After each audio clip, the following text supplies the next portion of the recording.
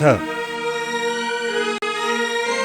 ꯁꯥꯔ ꯀꯩꯅꯣꯝꯇ ꯍꯪꯖꯒꯦꯕ ꯀꯔꯤ ꯁꯥꯔ ꯏꯕꯣꯟꯗꯨꯕꯨ ꯀꯩꯁꯨ ꯊꯣꯏꯗꯣꯛꯄ ꯑꯁꯣꯏ ꯑꯉꯥꯝ ꯌꯥꯎꯔꯝꯃꯣꯏꯀꯣ ꯁꯥꯔ?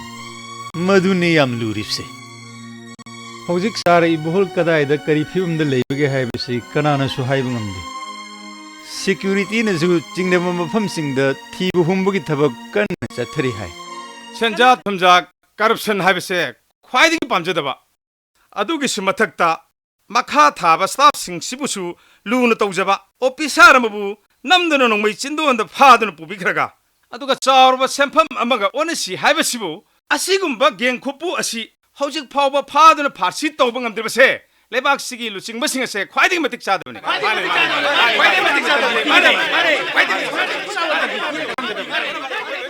ꯃꯌꯥꯝ ꯑꯃꯨꯛꯇ ꯇꯞꯊꯕꯤꯈꯣ. ꯍꯧꯖꯤꯛꯇꯤ ꯆꯤꯐ ꯃꯤꯅꯤꯁꯇꯔꯒꯤ ꯅꯥꯀꯣꯡ ꯌꯧꯈ꯭ꯔꯕꯅꯤꯅ ꯃꯥꯒꯤ ꯅꯣꯂꯦꯖ ꯀꯔꯤ ꯂꯩꯕꯒꯦ ꯍꯥꯏꯕꯗꯣ ꯑꯩꯈꯣꯏ ꯌꯦꯡꯈꯤꯕ ꯇꯥꯕꯅꯤ.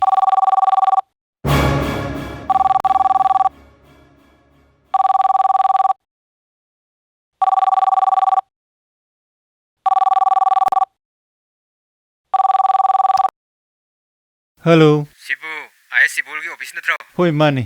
ꯑꯩꯈꯣꯏꯒ ꯍꯥꯏꯅꯈꯤꯕ ꯁꯦꯟꯐꯝꯗꯨ ꯑꯦꯔꯦꯟꯖ ꯇꯧꯔꯕ ꯅꯠꯇ꯭ꯔꯣ?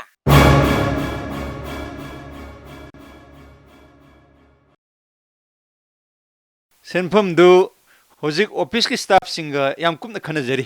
ꯃꯗꯣ ꯑꯩꯈꯣꯏꯒ ꯍꯥꯏꯅꯈꯤꯕ ꯃꯇꯝꯗꯨꯗꯒꯤ ꯁꯣꯏꯗꯅꯕ ꯍꯣꯠꯅꯒꯗꯕꯅꯤ. ꯍꯧꯖꯤꯛ ꯑꯩꯈꯣꯏ ꯁꯥꯔꯗꯨꯕꯨ ꯀꯩꯁꯨ ꯊꯣꯏꯗꯣꯛꯄ? ꯍꯧꯖꯤꯛꯃꯛꯀꯤꯗꯤ ꯀꯩꯁꯨ ꯊꯣꯏꯗꯣꯛꯄ ꯇꯧꯗ꯭ꯔꯤ. ꯋꯥꯔꯤ ꯁꯥꯟꯅꯅꯤꯡꯕ꯭ꯔꯣ? ꯍꯣꯏ, ꯑꯃꯨꯛꯇ ꯁꯥꯖꯒꯦ. ꯑꯩ ꯀꯔꯤꯁꯨ ꯇꯧꯗꯦ. ꯑꯩꯒꯤꯗꯃꯛꯇ ꯀꯔꯤꯝꯇ ꯈꯜꯂꯨꯅꯨ. ꯑꯗꯨꯒ ꯃꯈꯣꯏꯅ ꯑꯦꯔꯦꯟꯖ ꯇꯧ ꯍꯥꯏꯔꯤꯕ ꯁꯦꯟꯐꯝ ꯑꯗꯣ ꯅꯈꯣꯏ ꯇꯧꯕ ꯌꯥꯔꯣꯏ. ꯍꯦ, ꯀꯩꯅꯣ ꯅꯪ ꯍꯥꯏꯗꯣ? ꯑꯩ ꯁꯤꯔꯁꯨ ꯀꯩꯁꯨ ꯀꯥꯏꯗꯦ. ꯃꯁꯤ ꯑꯩꯒꯤꯗꯃꯛꯇ ꯅꯈꯣꯏ ꯀꯔꯤꯝꯇ ꯈꯜꯂꯨꯅꯨ. ꯃꯈꯣꯏꯅ ꯍꯥꯏꯔꯤꯕ ꯁꯦꯟꯐꯝꯗꯣ ꯇꯧꯁꯤꯟꯕ ꯌꯥꯔꯣꯏ. Hello, hello, hello, hello, hello, hello, hello.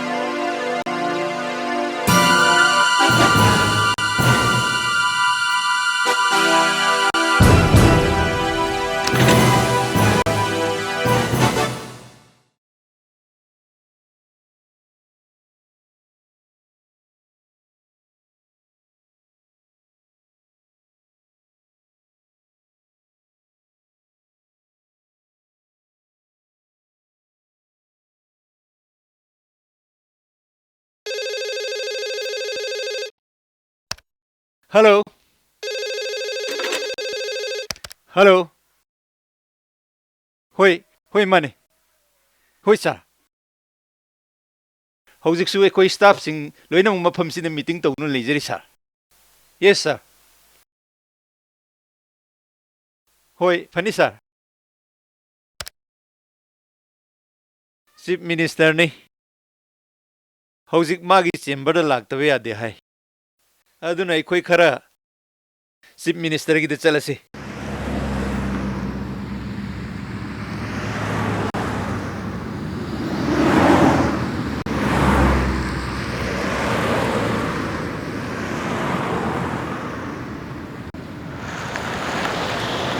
Hello.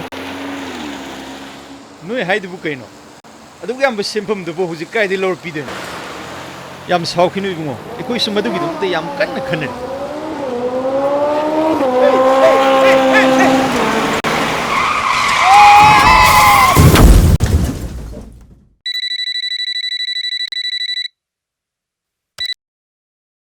Hello. ꯍꯣꯏ ꯃꯥꯅꯤ, ꯍꯥꯏꯕꯤꯌꯨ.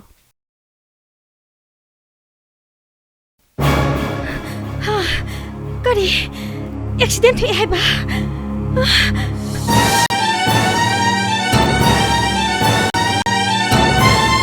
ꯀꯩꯅꯣ ꯍꯥꯏꯁꯤꯕꯣ? ꯀꯔꯝ ꯀꯥꯟꯗꯅꯣ? ꯀꯗꯥꯏꯋꯥꯏꯗꯅꯣ?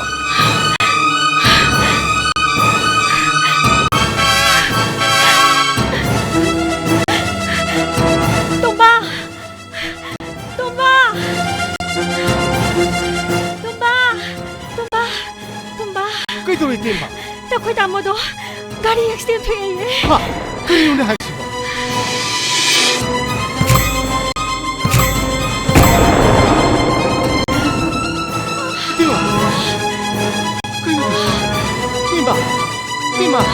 띠마 그러게. 띠마.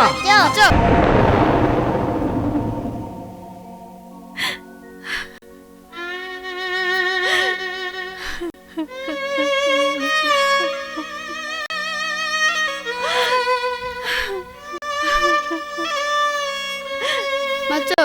kau kena ba?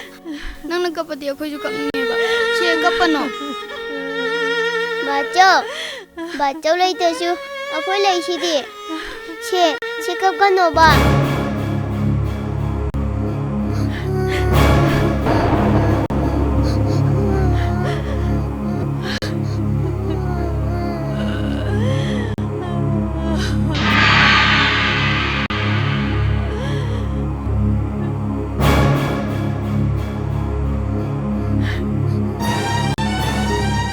Hey, chalo.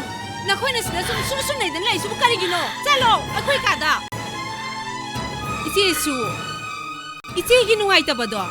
Angang sin gi mamang da sum uhan duna lai rabadi. Angang sin che apaba gam ta oire roi. Inaw. Hey, chalo ada. Chalo sanaro chalo. Chalo mi. Chalo. 싱림바. Kainu nang haidubo. Madu adu ite mine taraga nungai ba hongdeda. Sibu kari kai ge ne. Itai duna lai ringai da. Yum hingon property puna makinama. Itai gi mingda lairami dudi. Ado haujikti ma su laitrabanina. Moi tamo gi mingda amu onjan basibu kanana kari haidoino. Iche haira anga yaubasu natte. Sidabu kanana warudoino. Tamogi property sarukti ite mata panbe gadamani. Madu ekhoida panjinbada ite mana nungai roda. Moi tamo na sok yamna gyan tabi di subu kari gino. Iche di anga yaubasu natte. Nupi bu tamba ngambro.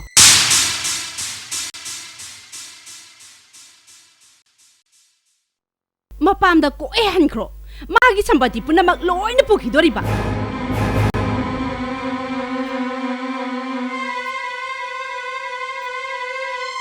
Lairiba yunga se macet thugai duna ne yon thonga doriba.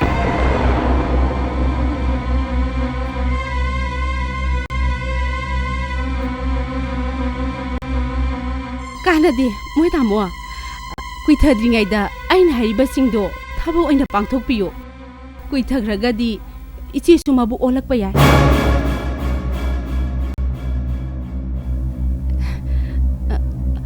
Ichi hoigi mapangi miwai yam toina lakpa horabani.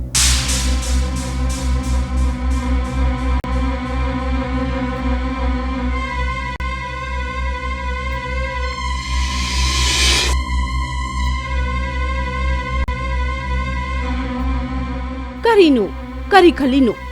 Kari sukhandeda. 낭수 ningsinglamgani laikhidraba imana punsigi aroiba sor holamdaigi mikupta nangbu itaymada isasakna sinarambado itaymati ngasisu mikupto ningsingli kaudri.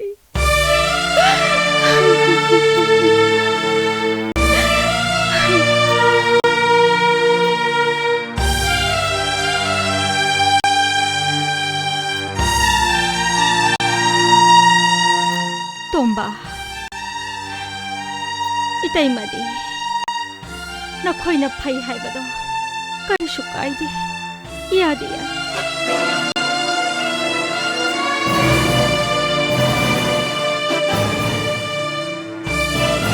Nakoy tamo lay ringay dasu, nakoy nung sisana na lay minari. Nang sunong mata, ingkol sampatigi maramda, karimata palakibalik din.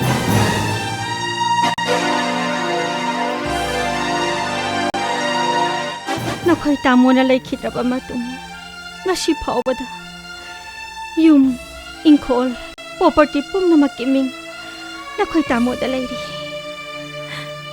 adugo ngasi nang haudorok pa siya matangyam na sari tomba.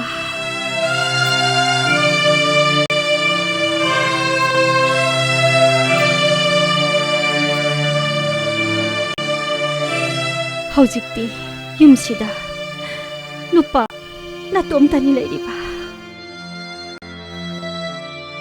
property punamak nangonda pandana kanada pangani.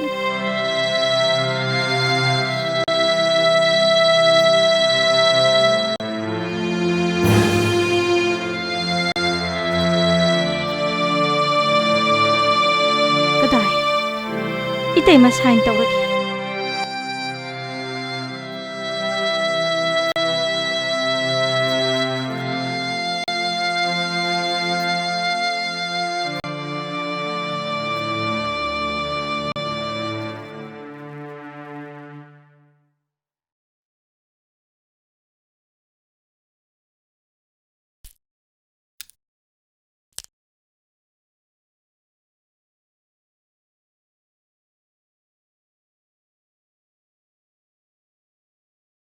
Se, loksilo.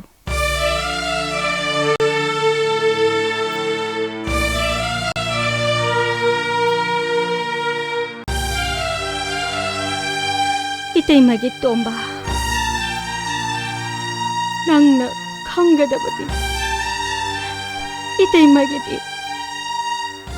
Nakoy tamo na layramliba yumase. Ay gidi. Mandini.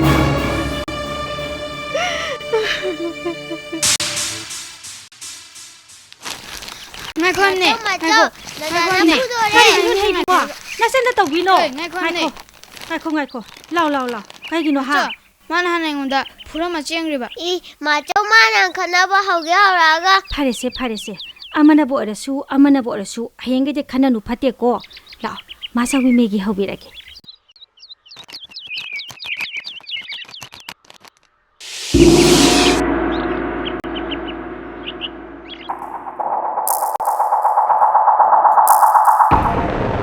Singlen, baby, nakoy anigi megi lere lao. Inaw, angang sindi. Isi na makoy gine na megi horopani. ꯑꯩꯒꯤ ꯑꯉꯥꯡꯁꯤꯡꯗ ꯑꯗꯨꯒꯨꯝꯕ ꯃꯐꯝ ꯃꯔꯥꯡ ꯈꯪꯗꯕ ꯄꯣꯠꯆꯩꯁꯤꯡꯗꯣ ꯑꯃꯨꯛ ꯍꯟꯅ ꯄꯤꯖꯒꯦ ꯈꯟꯕꯤꯒꯅꯨ.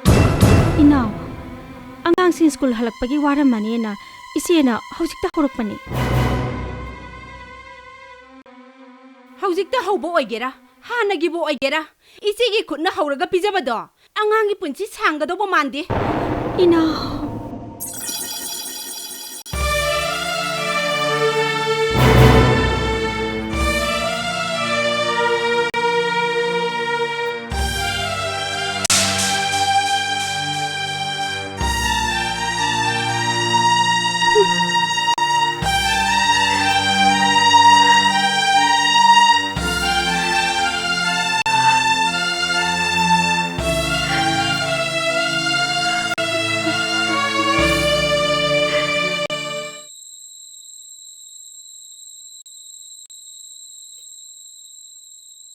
ꯍꯩꯃꯥ ꯀꯩꯗꯧꯔꯦ ꯅꯈꯣꯏ ꯑꯅꯤꯗꯤ ꯇꯨꯝꯃꯕ꯭ꯔꯣ?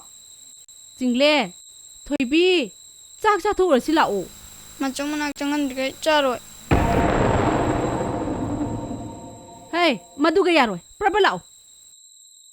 Mama, macam nak jangan dengar ai jagarot.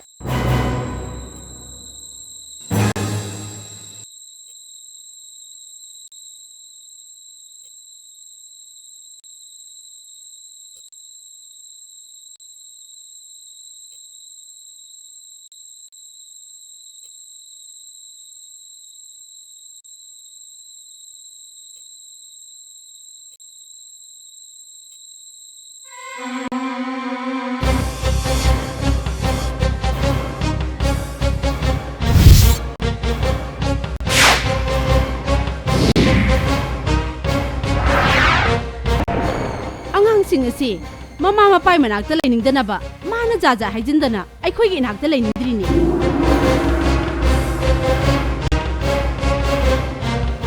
ꯃꯥꯕꯨ ꯌꯨꯝꯁꯤꯗꯒꯤ ꯇꯥꯟꯊꯣꯛꯈꯤꯕꯗ ꯀꯅꯥꯅ ꯀꯔꯤ ꯌꯦꯠꯄꯤꯒꯗꯣꯔꯤꯕ? ꯌꯨꯝ ꯏꯪꯈꯣꯜ ꯄ꯭ꯔꯣꯄꯔꯇꯤ ꯃꯥꯒꯤ ꯃꯤꯡꯗ ꯑꯃꯠꯇꯁꯨ ꯂꯩꯕ ꯅꯠꯇ꯭ꯔꯦ. ꯀꯥꯟꯅꯗꯦ. ꯌꯥꯝ ꯊꯨꯅꯅꯦ ꯏꯃꯨꯡꯁꯤꯗꯒꯤ ꯇꯥꯟꯊꯣꯛꯅꯕ ꯍꯣꯠꯅꯕꯤꯌꯨ.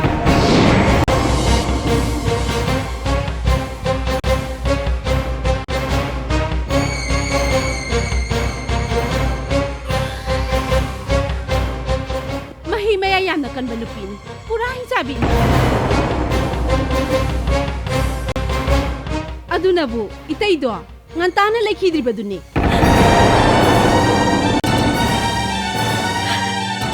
ꯃꯥꯅ ꯌꯨꯝꯁꯤꯗ ꯁꯨꯝ ꯂꯩꯔꯗꯤꯅꯦ ꯑꯩ ꯐꯥꯎꯕ ꯂꯨꯈꯥꯕꯤ ꯑꯣꯏꯔꯛꯄ꯭ꯔꯥ ꯀꯩꯅꯣ ꯈꯪꯄꯣꯠ ꯅꯠꯇꯦ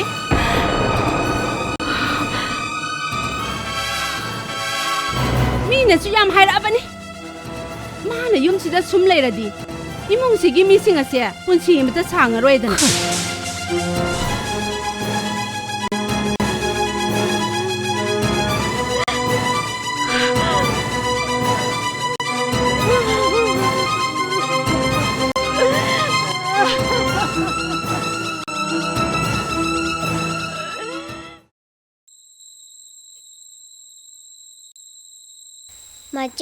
맞죠? 허골로 봐. 시, 싹싹 봐. 자 이렇게 봐. 토이비야. 마소 짝 짜르로이다. 짜닝다리. 마정나 아코이나 짝 짜다보다 팟대 학장 소에 하이두디. 맞죠? 시, 허골로 봐. 싹싹 봐.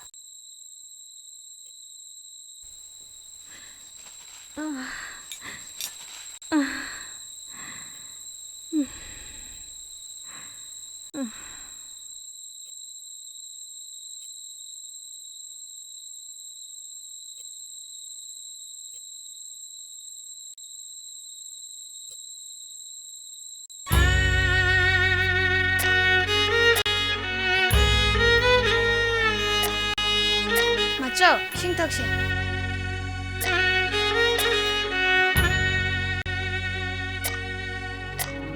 토이비.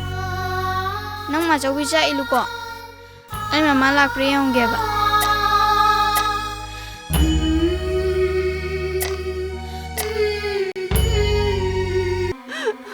ay ne yumsida laiba ikamda kanadrabane adubu nangona kanana karimu hargeb haiba haidaba iwanate ay yam pende pungna yam nungsi 이자싱제 마마 바보 까임다 칼란다 바감바 마카이 만학다 수수나이드나 숨레엔 바감메 아이나 거버가제 따비 보나데 아이 안 빼데 뽕나야 농시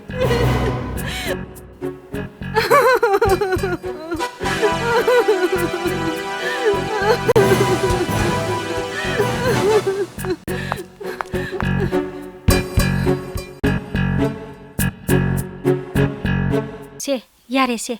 난 톡보도 마서블이 샘질러버니.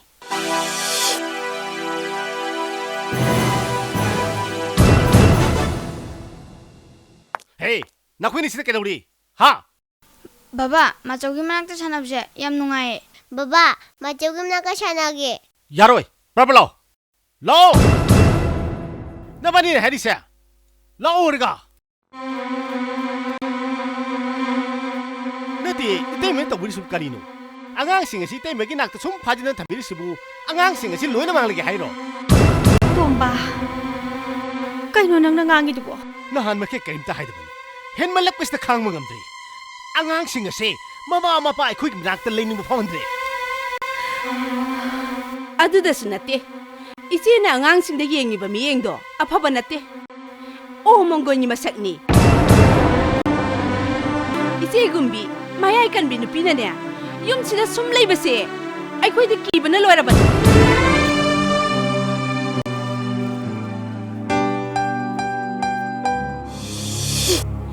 ꯑꯩ ꯑꯣꯏꯔꯗꯤ ꯅꯍꯥꯟꯅ ꯌꯨꯝꯁꯤ ꯊꯥꯗꯣꯛꯇꯨꯅ ꯀꯗꯥꯏꯗꯅꯣꯃ ꯆꯠꯈ꯭ꯔꯅꯤ ꯅꯠꯇꯦ ꯌꯨꯝꯁꯤꯗꯕꯨ 이제ꯒꯤꯅꯤ 하이바다 까리부 레이리기 이비 까이디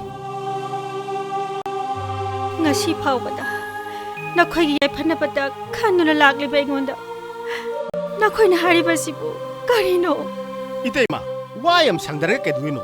Kita haibid khangnasi. Itay mana sila sum lairabadi matung da su wayam sangdara pa yai. Adu ki sarupudi. 톰바 nangi wakhalna adu yoraba phare nakhoi punamaki yai phanabagi damak oirabadi ai yumase thadokduna chakhrage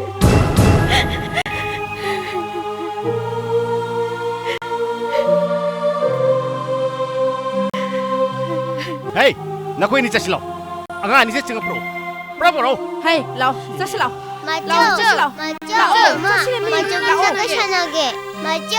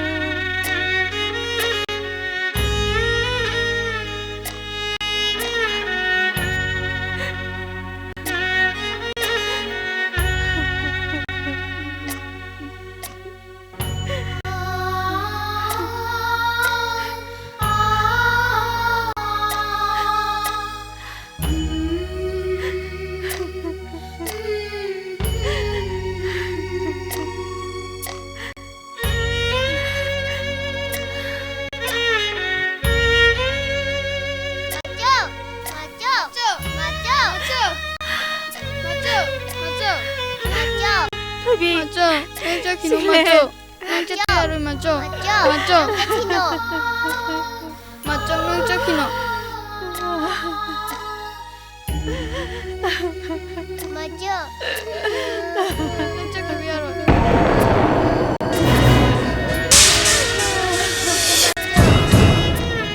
hei ngài khổ nó có đi cái đây rồi nó là ô là ô mi là ô xe là ô xe là ô ô xe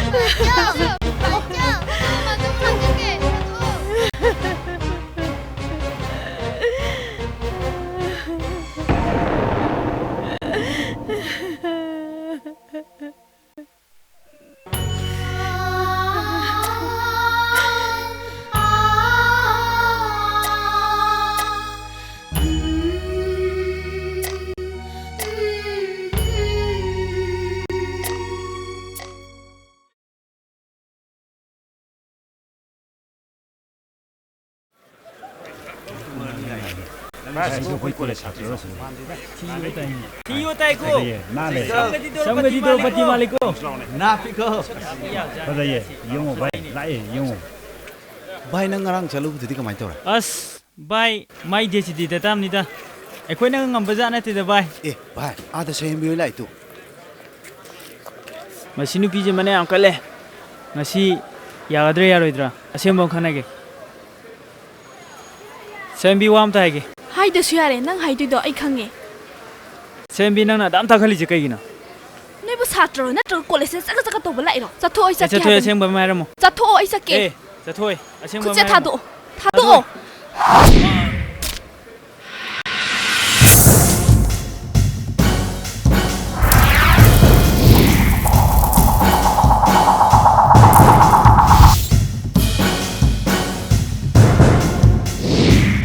Nang siam phawoy wara.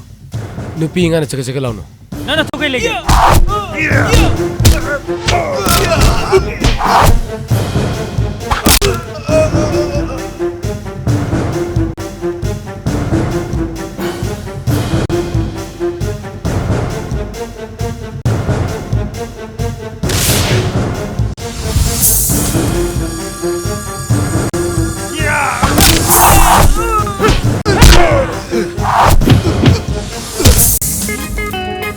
Hi. Hi.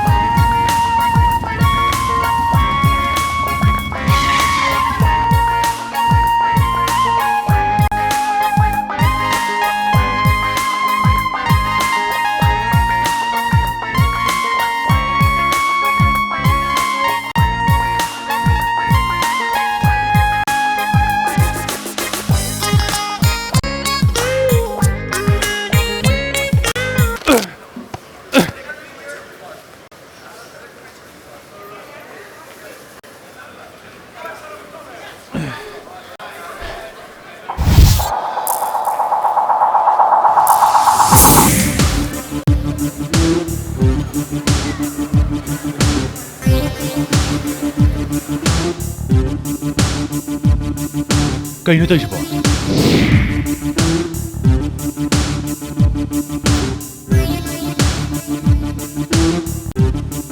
Ơi, anh như có muốn rồi, dám lăng.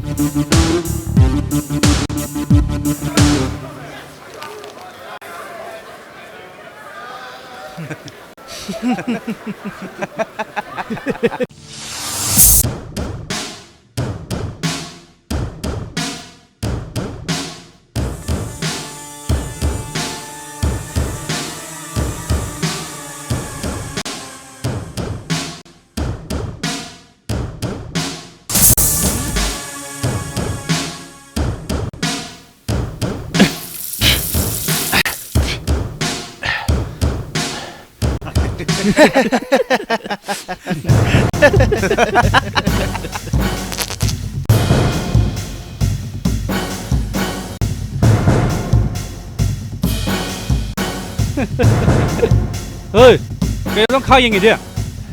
Sao. Ơi, sibu akhoi college ki newcomer do natro. Mani nè.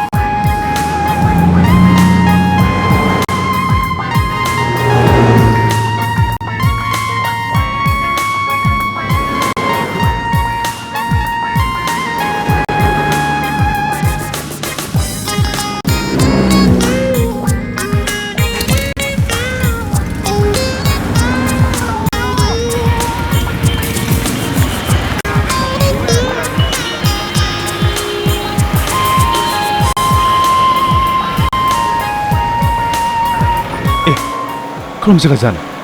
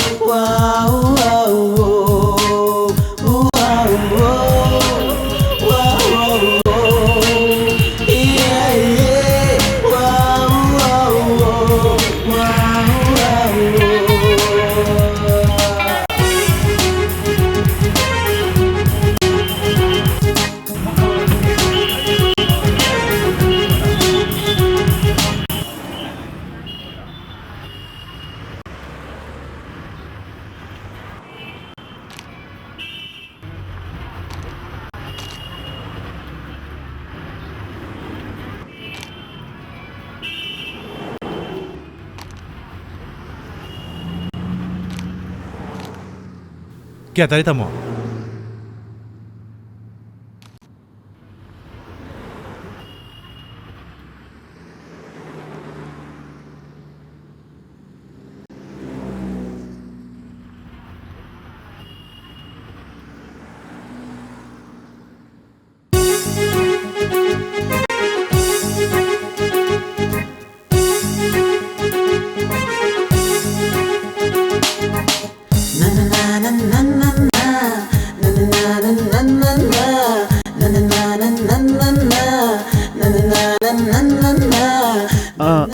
ꯀꯩꯅꯣꯝꯇ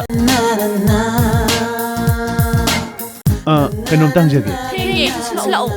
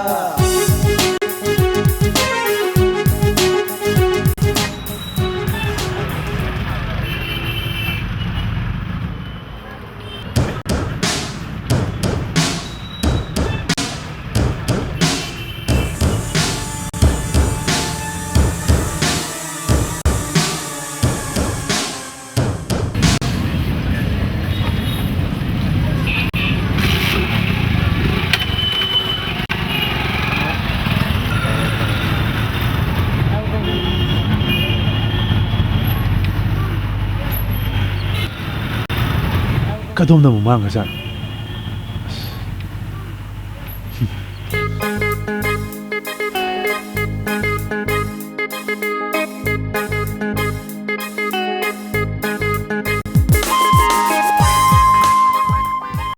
ꯚꯥꯏ, ꯑꯗꯨꯛ ꯐꯖꯕ ꯅꯨꯄꯤꯗꯨꯕꯨ ꯊꯦꯡꯅꯔꯒ ꯃꯥꯡꯈꯤ ꯍꯥꯏꯁꯤꯕꯨ ꯍꯦꯜꯂꯣꯏꯗꯤ ꯅꯠꯇꯦꯀꯣ ꯚꯥꯏ?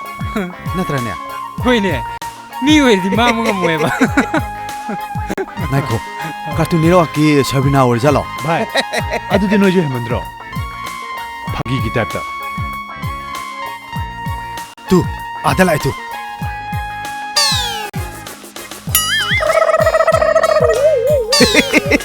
ꯑꯁꯤꯗꯤꯅꯦ, ꯅꯪ ꯑꯣꯏꯅ ꯐ꯭ꯔꯤꯗ ꯂꯧꯖꯔꯣ.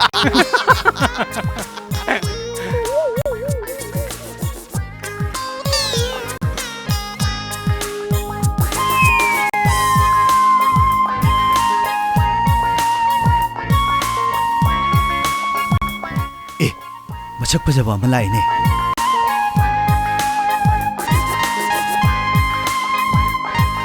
ꯑꯁꯤ ꯊꯣꯏꯕꯤꯅꯤꯅꯦ. ꯃꯤꯁ ꯃꯅꯤꯄꯨꯔ ꯇꯥꯈꯤꯕꯤꯗꯣ. ꯑꯃꯨꯛ ꯍꯥꯏꯔꯅꯨ. ꯍꯩꯃꯥ, ꯐꯥꯒꯤ ꯅꯠꯇꯦ, ꯅꯪꯕꯨ ꯑꯁꯤ ꯑꯃꯨꯛꯇ ꯌꯦꯡꯍꯧꯕ. ꯑꯁ, ꯑꯁꯤꯗꯤ ꯉꯥꯎꯋꯦ. ꯌꯦꯡꯉꯨꯗ, ꯅꯪꯕꯨ ꯑꯃꯨꯛꯇ ꯌꯦꯡꯉꯨꯗ. ꯁꯨꯡ ꯌꯦꯡꯉꯔꯣꯏ ꯇꯨꯝ. ꯑꯁ, ꯌꯧꯁꯤꯜꯂꯛꯑꯦꯃꯤ ꯚꯥꯏ. ꯅꯈꯨꯠꯇꯣ ꯑꯃꯨꯛꯇ ꯂꯧꯊꯣꯛꯎꯗ. ꯁꯦ, ꯅꯈꯨꯠꯇꯣ ꯂꯧꯊꯣꯛꯑꯃꯤ. ꯑꯁ, ꯑꯁꯤ ꯂꯧꯕ ꯅꯨꯄꯥꯗꯨꯗꯤ ꯃꯔꯥꯏꯕꯛ ꯐꯩ ꯍꯦ. ꯚꯥꯏ, ꯅꯪꯕꯨ ꯑꯃꯨꯛꯇ ꯌꯦꯡꯉꯨꯃꯤ ꯚꯥꯏ. ꯌꯦꯡꯉꯨꯃꯤ ꯅꯪꯕꯨ. ꯃꯁꯤꯗꯤ ꯄꯨꯔꯥ ꯕꯦꯔꯥꯅꯤ ꯃꯁꯤꯗꯤ. ꯀꯗꯥꯏ? ꯀꯗꯥꯏꯅꯣ? ꯆꯠꯈ꯭ꯔꯦꯅꯦ. 이붕어, 어디부터 강노? 나군 강해. 마시디.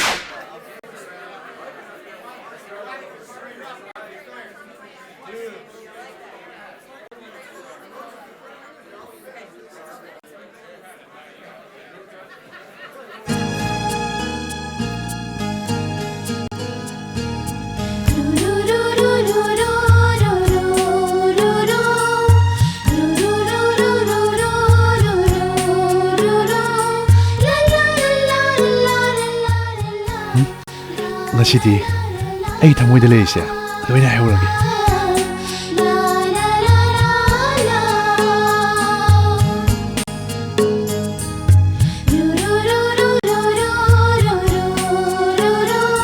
ꯑꯁ ꯆꯠꯊꯣꯛꯁꯦ. ꯑꯩꯅ ꯍꯥꯏꯕ ꯅꯨꯄꯤꯗꯣ ꯑꯥꯗ ꯂꯩꯔꯤ. ꯑꯁꯤꯗꯤ ꯊꯣꯏꯕꯤꯅꯤꯅꯦ ꯑꯁꯤꯗꯤ. ꯃꯤꯁ ꯃꯅꯤꯄꯨꯔ ꯇꯥꯈꯤꯕꯗꯨꯅꯤꯅꯦ. ꯊꯣꯏꯕꯤ. ꯃꯤꯁ ꯃꯅꯤꯄꯨꯔ.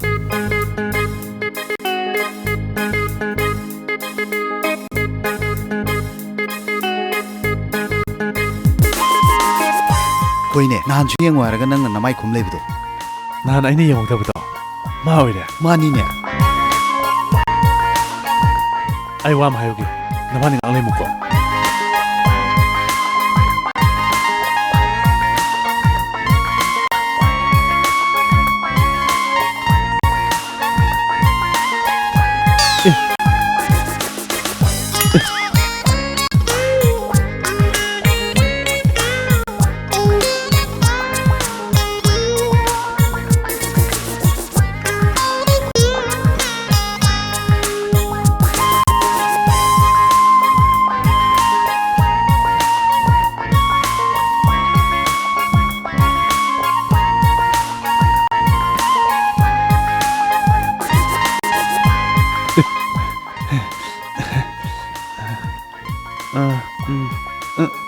ꯁꯣꯝ ꯀꯩꯅꯣꯝꯇ ꯍꯪꯖꯒꯦꯕ ꯁꯣꯝ ꯊꯣꯏꯕꯤ ꯃꯤꯁ ꯃꯅꯤꯄꯨꯔ ꯍꯣꯏ ꯃꯥꯅꯤ ꯀꯩ ꯍꯥꯏꯕꯤꯒꯗꯕ ꯁꯨꯝ ꯀꯩꯅꯣꯝꯃ ꯅꯪꯉꯣꯟꯗ ꯑꯩꯅꯗꯤ ꯇꯣꯏꯅ ꯁꯨꯝ ꯎꯖꯕ ꯑꯩꯅ ꯅꯪꯉꯣꯟꯗ ꯋꯥ ꯈꯔ ꯁꯨꯝ ꯍꯥꯏꯅꯤꯡꯕ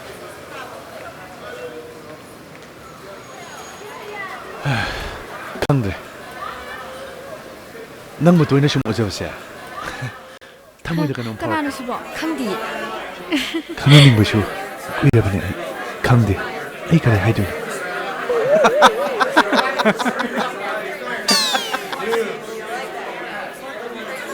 ꯍꯥꯏ ꯃꯤꯁ ꯃꯅꯤꯄꯨꯔ ꯃꯁꯛꯁꯤꯒ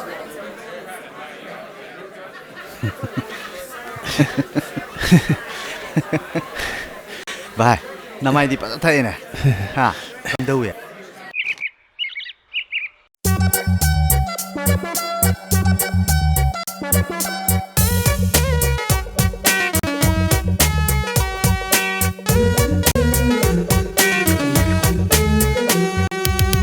ꯑꯃꯨꯛꯇꯁꯨ ꯊꯦꯡꯅꯗ꯭ꯔꯤ ꯅꯪꯃꯨꯛ ꯐꯖꯕꯤ ꯑꯃꯨꯛꯇꯁꯨ ꯎꯈꯤꯗ꯭ꯔꯤ ꯅꯪꯃꯨꯛ ꯅꯤꯡꯊꯤꯕꯤ ꯅꯪ ꯍꯦꯛ ꯎꯔꯨ ꯃꯤꯀꯨꯞꯇ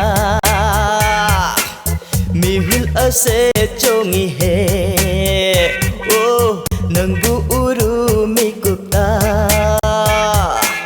ꯊꯃꯣꯏ ꯀꯥꯁꯦ ꯂꯥꯡꯇꯛꯅꯩ ꯑꯣ Miss Manipur Oh Miss Manipur Kaido Maliko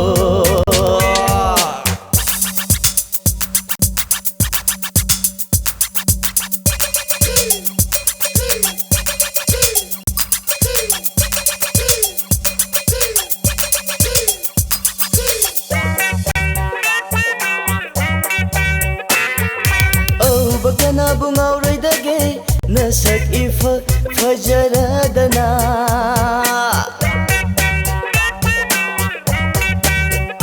Oh bakana bungaw roidage nasak ifa fajaradana po satin tai ko thamoy irang hauhale Wow mawol khalhale Nangi fajaba ubada Oh Miss Manipur Oh Miss Manipur Kaido Maliko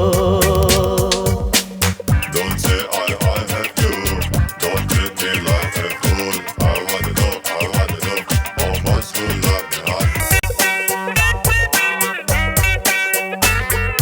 No mafado koirake Shaka khangna shiko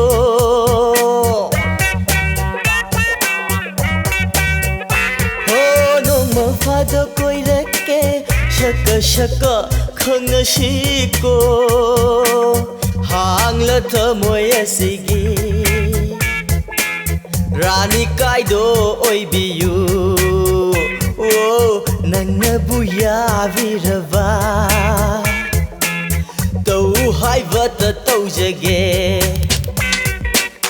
Amuktashu thengnadri Nang muk fajavi Amuktashu ukhidri Nang muk ningthivi Nang hek uru mekupta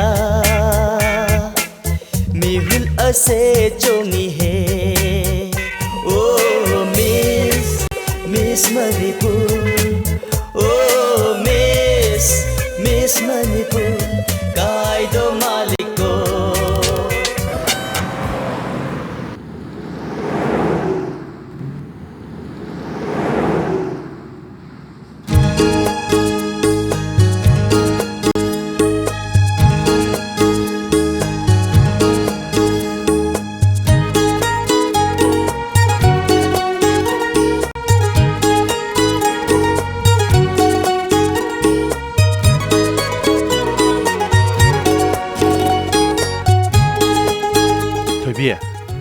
ꯑꯩ ꯀꯩꯅꯣꯝꯇ ꯍꯥꯏꯒꯦꯕ ꯀꯩ ꯋꯥꯅꯣ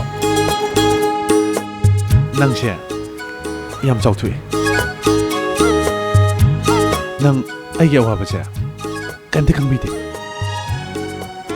ꯑꯩꯒꯤ ꯊꯃꯣꯏꯅ ꯅꯪꯉꯣꯟꯗ ꯀꯔꯤꯒꯨꯝꯕ ꯈꯔ ꯍꯥꯏꯅꯤꯡꯉꯦ ꯍꯥꯏꯕꯁꯦ ꯅꯪꯁꯨ ꯈꯪꯉꯝꯒꯅꯤ ꯍꯣꯏ ꯈꯪꯐꯝꯗꯤ ꯊꯣꯛꯏ ꯃꯁꯤ ꯈꯪꯗ꯭ꯔꯒꯗꯤ ꯊꯃꯣꯏ ꯄꯥꯟꯗꯕꯒ ꯆꯞ ꯃꯥꯟꯅꯩ ꯃꯤꯒꯤ ꯊꯃꯣꯏꯒꯤ ꯑꯋꯥꯕ ꯈꯪꯕꯤꯗꯕꯁꯦ ꯄꯥꯞ ꯄꯨꯏ ꯍꯥꯏꯅꯕꯅꯤ ꯃꯗꯣ ꯑꯩꯗꯤ ꯌꯦꯡꯕ ꯉꯝꯃꯣꯏꯀꯣ ꯉꯥꯏꯈꯣ ꯊꯣꯏꯕꯤ ꯁꯥꯎꯗꯤ ꯁꯥꯎꯔꯛꯀꯅꯨ ꯅꯪ ꯑꯩꯁꯦ ꯅꯨꯃꯤꯠ ꯈꯨꯗꯤꯡꯒꯤ ꯅꯪꯒꯤ ꯋꯥꯈꯜꯗ ꯂꯩꯇꯥꯐꯝ ꯈꯪꯗ꯭ꯔꯕꯅꯦ ꯑꯩꯒꯤ ꯑꯋꯥꯕꯁꯦ ꯅꯪ ꯑꯝꯇ ꯀꯣꯛꯍꯟꯕꯤꯌꯨ ꯊꯣꯏꯕꯤ ꯊꯣꯏꯕꯤ ꯑꯩ ꯅꯪꯕꯨ ꯊꯃꯣꯏ ꯁꯦꯡꯅ ꯅꯨꯡꯁꯤꯖꯩ ꯑꯥꯏ ꯂꯚ ꯌꯨ ꯊꯣꯏꯕꯤ ꯍꯦ ꯍꯤ ꯍꯣ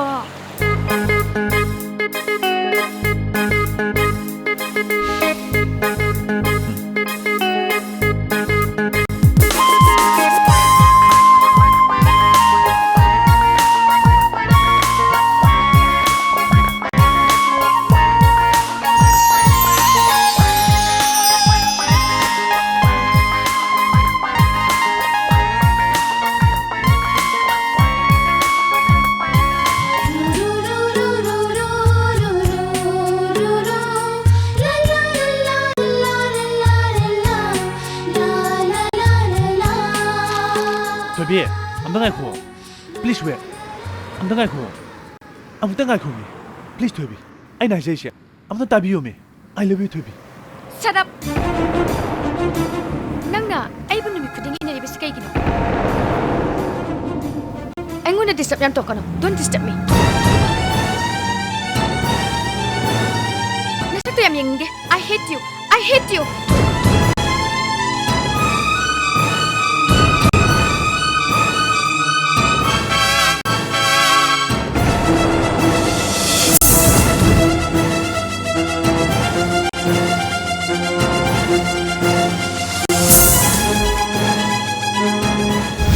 disturb yang tokano. Don't disturb me. Nasakto yam yengge. I hate you. I hate you.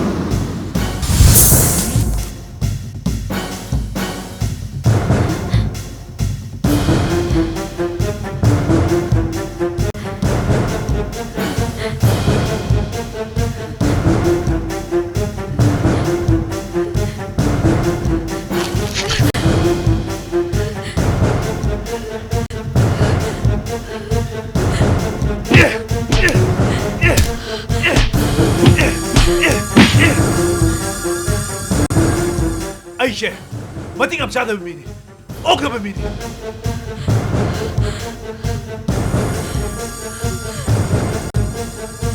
ꯑꯩꯁꯦ ꯏꯁꯥꯅ ꯏꯁꯥꯕꯨ ꯏꯇꯣꯝꯗ ꯏꯀꯥꯏꯖꯩ ꯑꯩ ꯁꯤꯈꯤꯕꯅꯦ ꯉꯁꯤ ꯐꯥꯎꯕ ꯑꯇꯣꯞꯄ ꯀꯅꯥꯒꯤ ꯃꯐꯝꯗ ꯅꯨꯡꯁꯤ ꯍꯥꯏꯕ ꯋꯥꯍꯩꯁꯦ ꯑꯃꯠꯇ ꯐꯣꯡꯗꯣꯛꯈꯤꯗꯦ ꯑꯗꯨꯕꯨ ꯈꯪꯍꯧꯗꯅ ꯍꯧꯔꯛꯈꯤꯕ ꯊꯃꯣꯏꯗ ꯅꯨꯡꯁꯤꯕꯒꯤ ꯏꯊꯛ ꯑꯃ ꯃꯗꯨꯅ ꯑꯩꯁꯨ ꯐꯣꯡꯗꯣꯛꯂꯤ ꯅꯨꯡꯁꯤ ꯍꯥꯏꯕ ꯋꯥꯍꯩꯁꯦ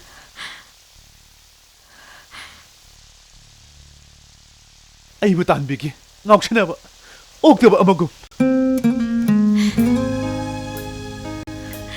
ꯃꯥꯅꯦ ꯑꯩꯗꯤ ꯉꯥꯎꯁꯤꯟꯅꯕ ꯑꯣꯛꯇꯕ ꯃꯤꯅꯤ ꯑꯩꯒꯤ ꯅꯨꯡꯁꯤꯕ ꯀꯅꯥ ꯈꯪꯕꯤꯒꯅꯤ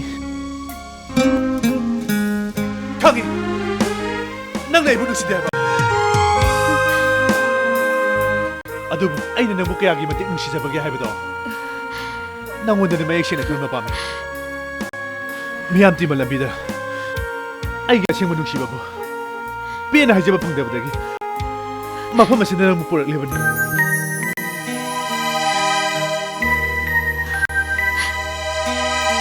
ꯅꯪꯁꯨ ꯊꯃꯣꯏ ꯄꯥꯟꯕꯅꯤꯅ ꯑꯩꯒꯤ ꯅꯨꯡꯁꯤꯕꯁꯤꯡꯗꯣ ꯍꯥꯏꯖꯒꯦ ꯈꯟꯕꯗꯅꯤ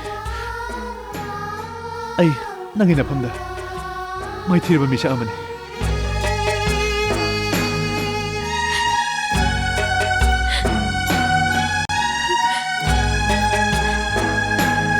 ꯊꯣꯏꯕꯤ ꯅꯪ ꯑꯩꯕꯨ ꯋꯥꯔꯧꯒꯅꯨ ꯅꯪꯒꯤ ꯅꯐꯝꯗ ꯑꯩꯅ ꯗꯤꯁꯇꯔꯕ ꯇꯧꯈ꯭ꯔꯦ ꯑꯩ ꯅꯪꯉꯣꯟꯗ ꯂꯥꯜꯂꯦ ꯊꯣꯏꯕꯤ ꯑꯩꯕꯨ ꯉꯥꯛꯄꯤꯌꯨ ꯑꯃꯨꯛ ꯍꯟꯅ ꯅꯪꯉꯣꯟꯗ ꯌꯦꯠꯂꯔꯣꯏ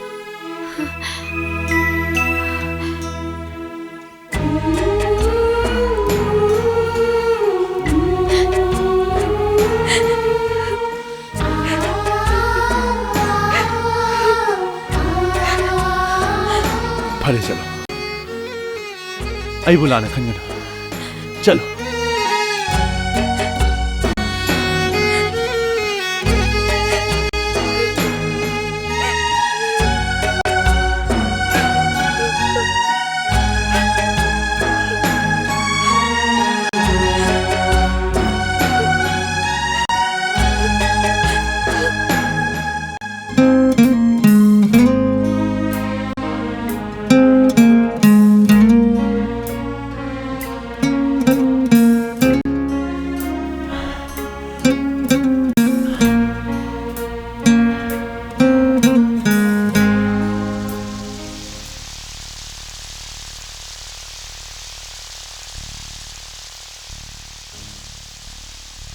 Paikhomba,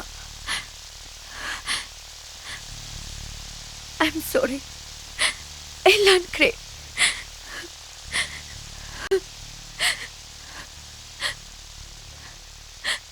I bumuk tengah pio. I nang kita mo masak kang ludre. I su nang but tamoy sing nanungsi.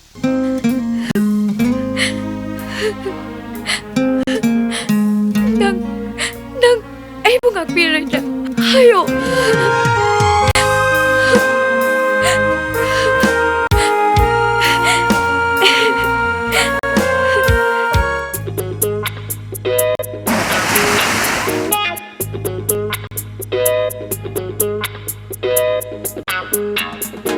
Ay gita mo'y na nang tabunong si Jay.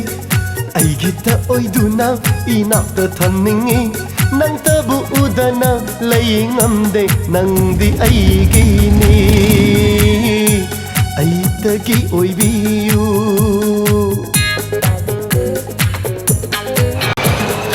ay gita mo'y na nang tabu nung sizay ay gita oy duna inakta lay biyu ngawan ba ni ay bunang na nang tagi wakal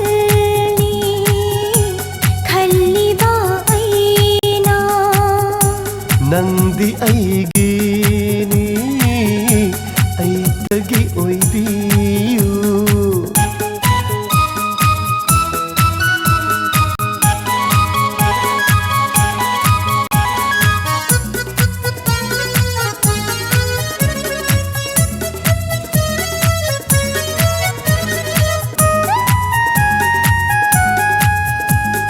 ay gita mo'y da chongliba mihulse nang tabu nung si bagini ay gita oining bagini ho ay gita mo'y da tari ba mamise nang gisatam dotani nung si bagi mamise nang tana ay gidi sakyeng ming selgum mi kukuding yeng duna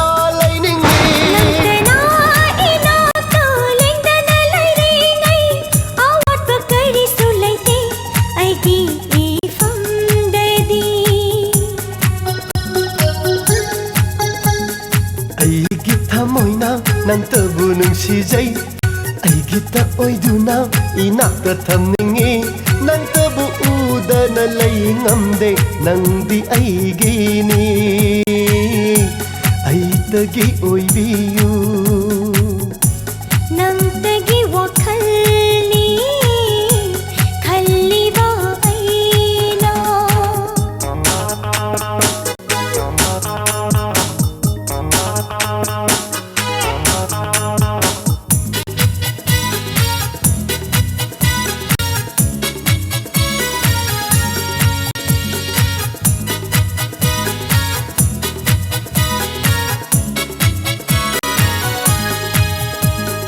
ꯅꯪꯇꯅ ꯄꯨꯝꯍꯦꯟ ꯍꯦꯜꯂꯤ ꯄꯨꯝꯅꯃꯛꯇꯒꯤ ꯆꯥꯡꯗꯝꯅꯔꯨꯕ ꯌꯥꯔꯣꯏ ꯅꯪꯒ ꯀꯅꯥꯒ nangdi thajani aigi atiyagi nangtana ngalibani aigi thamoida ꯑꯩꯅ ꯉꯥꯎꯖꯕ ꯑꯣ ꯑꯩꯅ ꯆꯥꯛꯆꯕ ꯅꯤꯡꯊꯤꯔꯕꯤ ꯃꯥꯏꯊꯣꯡꯗꯨꯗꯅꯤ aina nungsiba aigi ta oiningba nangi chamjarana tudani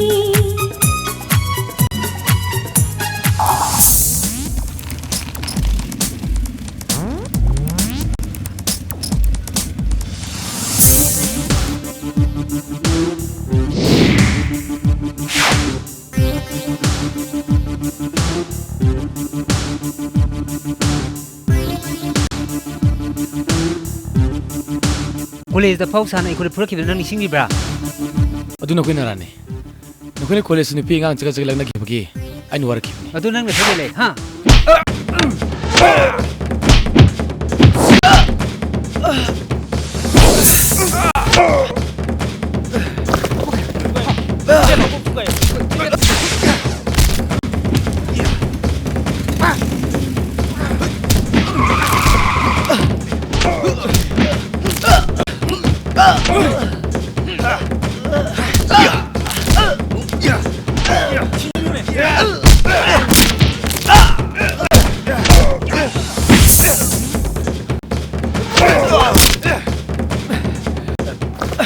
Singlen!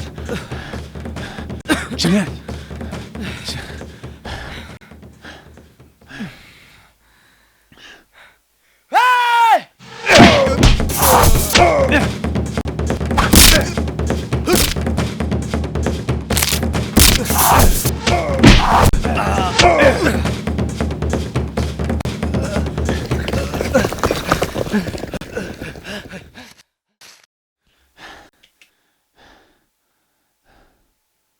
Thank you.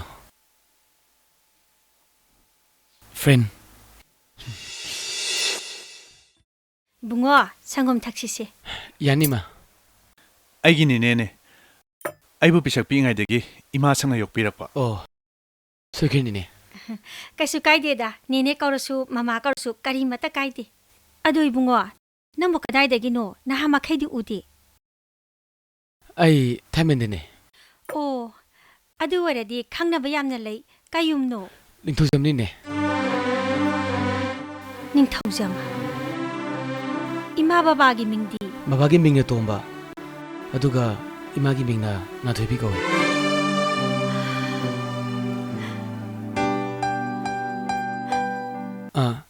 ꯅꯤꯅꯦ ꯈꯪꯕ꯭ꯔꯣ ha aina khangise oiramdabasu yai ꯁꯒꯣꯝ ꯁꯦꯝ ꯍꯥꯎꯋꯦ ꯑꯗꯨꯗꯤ ꯅꯤꯅꯦ ꯑꯩ ꯃꯨꯛ ꯆꯠꯂꯒꯦ hoi hoi yoro yoro ꯂꯥꯛꯑꯣ ꯑꯩ ꯊꯤꯟꯗꯣꯛꯀꯦ 맞죠? 싱탁씨.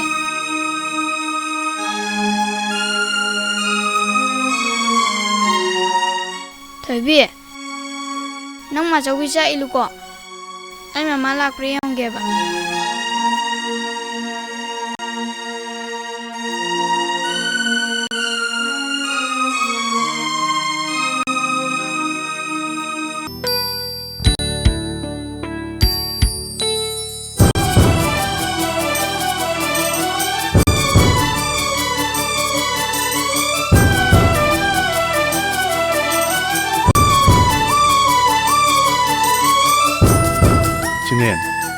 ꯅꯪꯒꯤ ꯋꯥꯔꯤꯁꯦ ꯑꯩ ꯌꯥꯝ ꯇꯥꯅꯤꯡꯉꯤ ꯑꯃꯨꯛꯀ ꯂꯤꯌꯨ ꯄꯥꯏꯈꯣꯝꯕ ꯋꯥꯔꯤꯁꯦ ꯑꯩ ꯉꯁꯤꯗꯤ ꯂꯤꯔꯣꯏ ꯅꯣꯡꯃ ꯂꯤꯔꯒꯦ ꯆꯤꯡꯂꯦꯟ ꯄ꯭ꯂꯤꯖ ꯑꯩ ꯌꯥꯝ ꯇꯥꯅꯤꯡꯉꯦꯕ ꯁꯦ ꯑꯃꯨꯛꯀ ꯂꯤꯌꯣꯕ ꯅꯪꯒꯤ ꯅꯨꯡꯉꯥꯏꯇꯕ ꯋꯥꯔꯤꯗꯣ ꯑꯩꯁꯨ ꯁꯤꯌꯔ ꯇꯧꯒꯦ ꯁꯦ ꯄ꯭ꯂꯤꯖ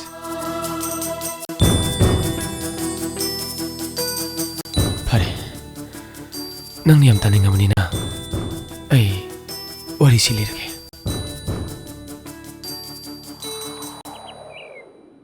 ꯑꯩꯒꯤ ꯄꯨꯟꯁꯤꯗ ꯑꯩ ꯊꯋꯥꯏꯗꯒꯤ ꯑꯩꯅ ꯅꯨꯡꯁꯤꯖꯕꯤ ꯃꯍꯥꯛꯇꯣ ꯃꯇꯝ ꯆꯨꯞꯄꯒꯤ ꯑꯣꯏꯅ ꯉꯁꯤꯁꯨ ꯑꯩꯒꯤ ꯊꯃꯣꯏꯗ ꯂꯦꯡꯗꯅ ꯂꯩꯔꯤ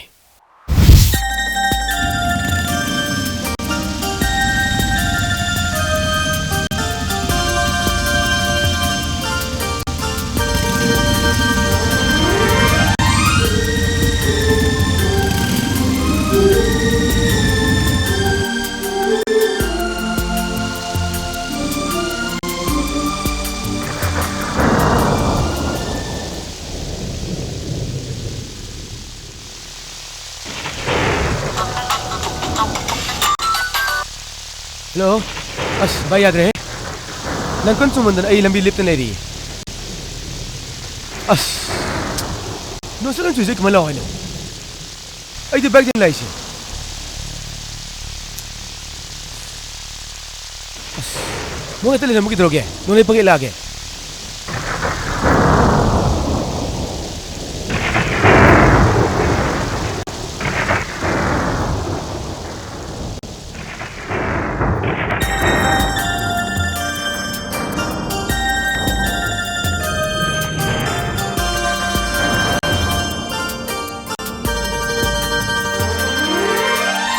Bye.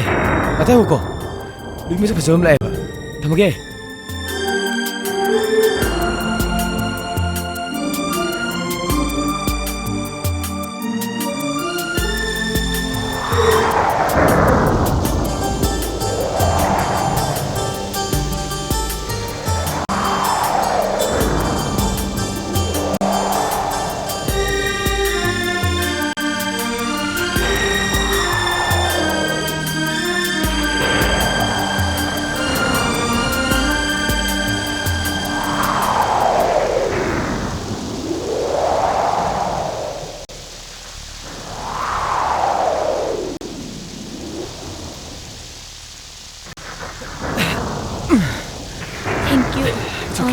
Suloy na chuli. Yani. Chat lagi. Hoy.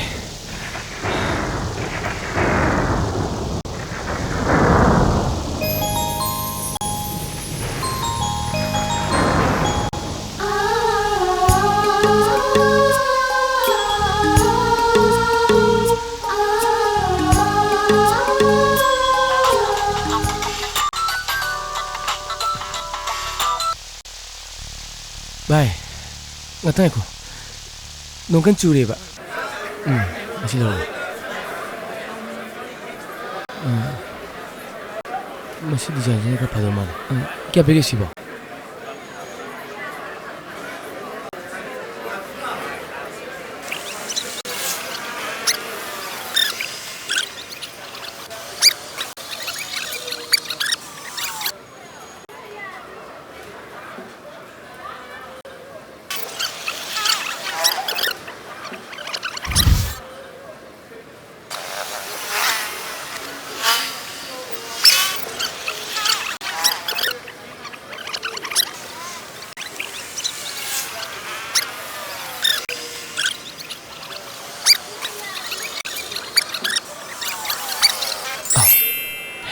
Bye mo siya.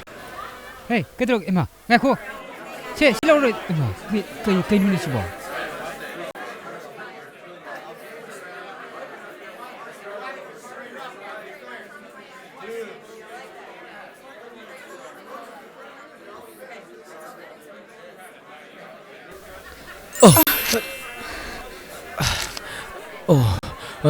Sorry.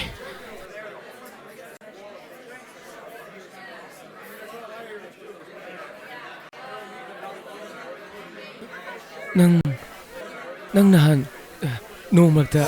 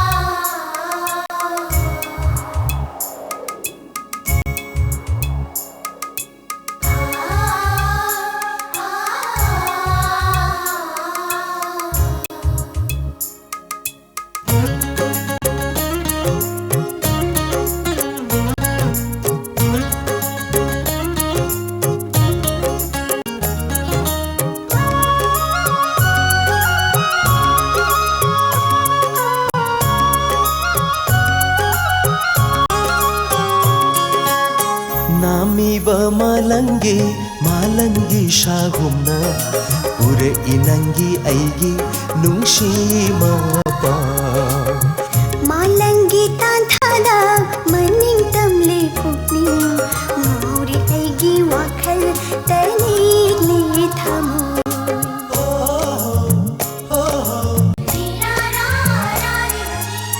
ꯅꯨꯡꯁꯤꯒꯤ ꯋꯥꯈꯜꯗ ꯂꯩꯇꯥꯐꯝ ꯈꯪꯗ꯭ꯔꯤꯅꯦ ꯄꯨꯛꯅꯤꯡ ꯑꯩꯗꯤ ꯍꯥꯏꯐꯝ ꯇꯧꯐꯝ ꯈꯪꯗꯦ ꯑꯌꯤꯡꯕ ꯅꯨꯡꯁꯤꯠꯀꯤ ꯁꯥꯒꯨꯝꯅ ꯌꯩꯕꯗ ꯑꯌꯤꯡꯕ ꯅꯨꯡꯁꯤꯠꯀꯤ ꯁꯥꯒꯨꯝꯅ ꯊꯦꯡꯕꯗ ꯐꯥꯎꯔꯛꯂꯦ ꯊꯃꯣꯏꯗ ꯅꯨꯡꯁꯤꯒꯤ 이훌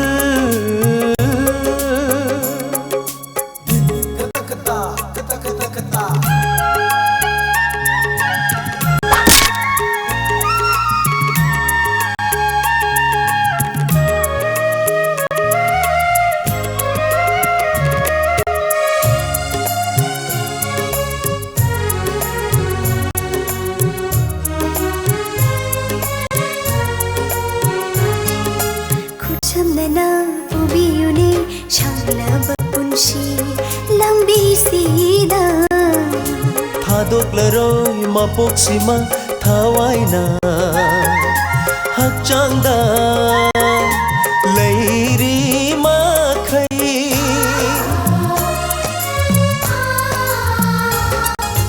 खुचमना पुबियुने शांगलाब पुंशी लंबी सीदा थादोक्लरोय मपोक्सिमा थावाइना हक्चांगदा लैरी मखै जेने नमलोने इथनत हिंबदी हल्लुलु करिशु लेप्लबनी नंगिदामा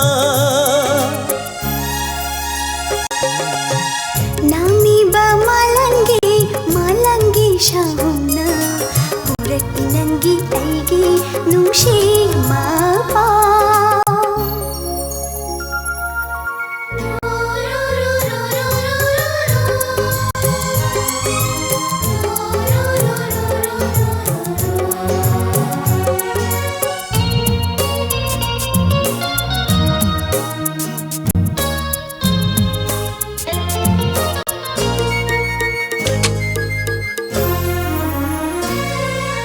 खल्लिने वाखलना चेतना पुकनिंगदा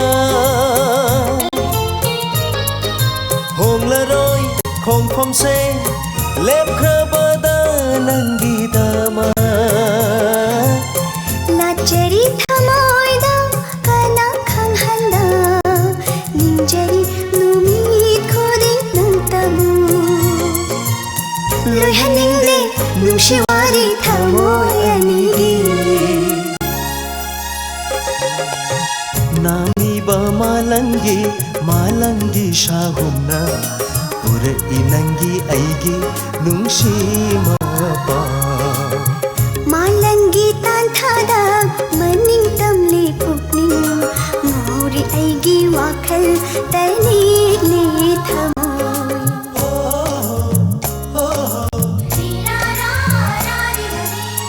नुंशीगी वाखलदा लेताफम खंद्रिने पुकनिंग ऐदी हाइफम तौफम खंदे अयिंबा नुंशितकी शाहुमना यैबदा अयिंबा नुंशितकी शाहुमना थेंबदा फाउरक्ले थमोयदा नुंसिगी 이훌 नामीबा मालंगी शाहुना पुरती नंगी ऐगी नुंशी मापा पुरती नंगी ऐगी नुंशी मापा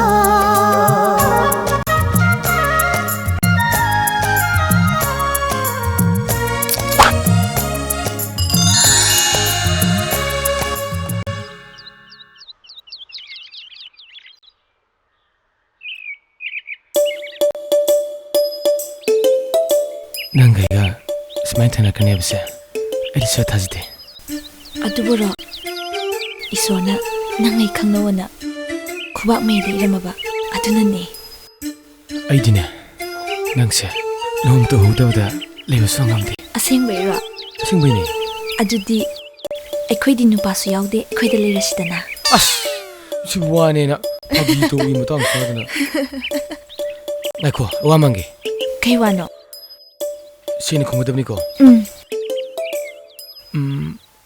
ꯅꯪꯕꯨ ꯀꯌꯥ ꯅꯨꯡꯁꯤꯌꯦ ꯑꯁꯤꯕꯨ ꯋꯥꯅꯦꯅ ꯑꯁ ꯍꯥꯏꯌꯣꯃꯦ ꯑꯩ ꯀꯌꯥꯝ ꯅꯨꯡꯁꯤꯒꯦꯕ ꯁ꯭ꯋꯥꯏꯃꯨꯛ ꯅꯨꯡꯁꯤ ꯑꯗꯨ ꯈꯛꯇ ꯁ꯭ꯋꯥꯏꯃꯨꯛ ꯅꯨꯡꯁꯤꯌꯦ ꯑꯣ ꯅꯪ ꯅꯍꯥꯟꯒꯩ ꯅꯨꯡꯁꯤꯔꯤꯁꯤꯗꯤ ꯁ꯭ꯋꯥꯏꯃꯨꯛꯇ ꯑꯣꯏꯔꯦ ꯁ꯭ꯋꯥꯏꯃꯨꯛ ꯅꯨꯡꯁꯤꯌꯦ ꯈꯪꯉꯦ ꯕꯦꯝꯃ ꯅꯪ ꯈꯨꯟꯁꯤꯗ ꯅꯨꯡꯁꯤꯗꯁꯨ ꯌꯥꯔꯦ ꯈꯪꯉꯦꯅ ꯁ꯭ꯋꯥꯏꯃꯨꯛ ꯅꯨꯡꯁꯤꯌꯦ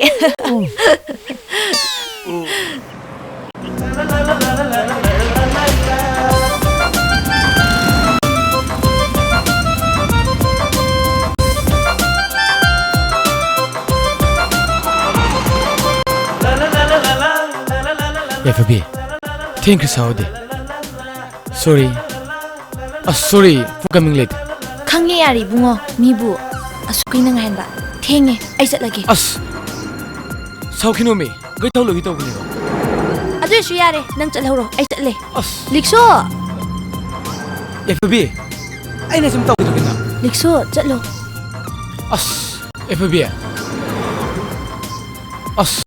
FB FB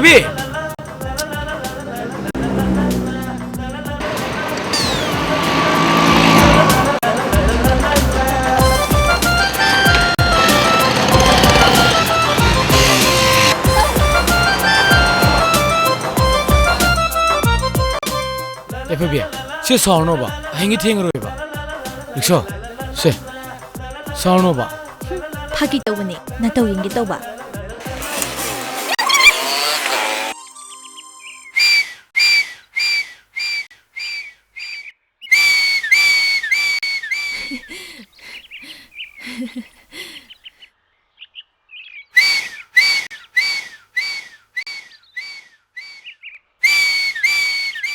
ꯆꯤꯡꯗꯦꯟ ꯀꯃꯥꯏ ꯈꯣꯡꯉꯤꯅꯣ ꯑꯩꯉꯣꯟꯗ ꯑꯝꯇ ꯇꯥꯛꯄꯤꯌꯣꯕ ꯁꯦ ꯇꯥꯛꯄꯤꯌꯣ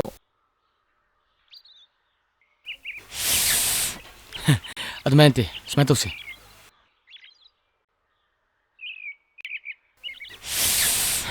ꯑꯃꯨꯛꯀ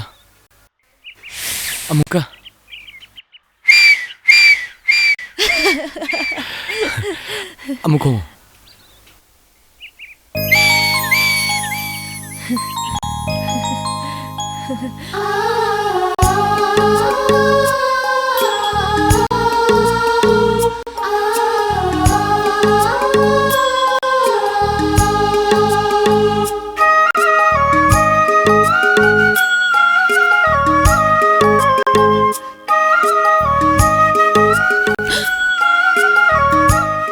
ꯈꯪꯍꯟꯕ ꯌꯥꯝ ꯍꯩꯀꯣ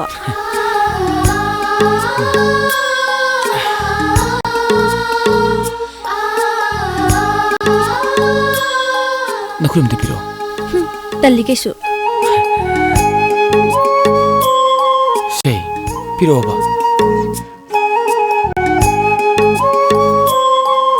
ꯅꯝꯕꯤꯁꯜꯂꯣ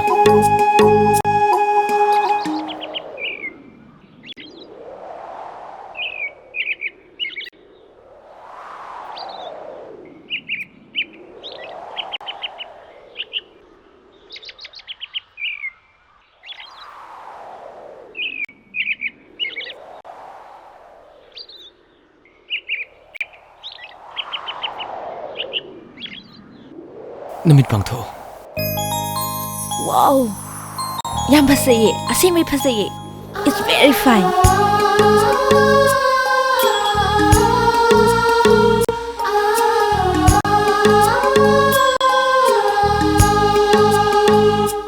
FB ꯑꯩꯒꯤ ꯄꯨꯟꯁꯤꯁꯦ ꯅꯪ ꯌꯥꯎꯗꯅ ꯍꯤꯡꯕ ꯉꯝꯃꯣꯏ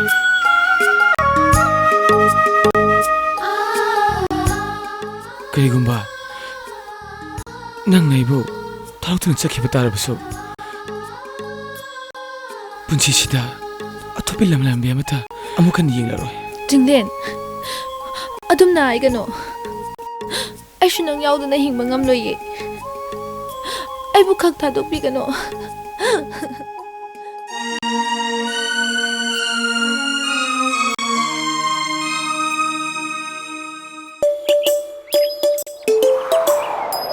Oh, nungsibi Manipur, nungsibi Manipur, nungsibi Manipur, nungsibi Manipur, nungsibi Manipur, nungsibi Manipur.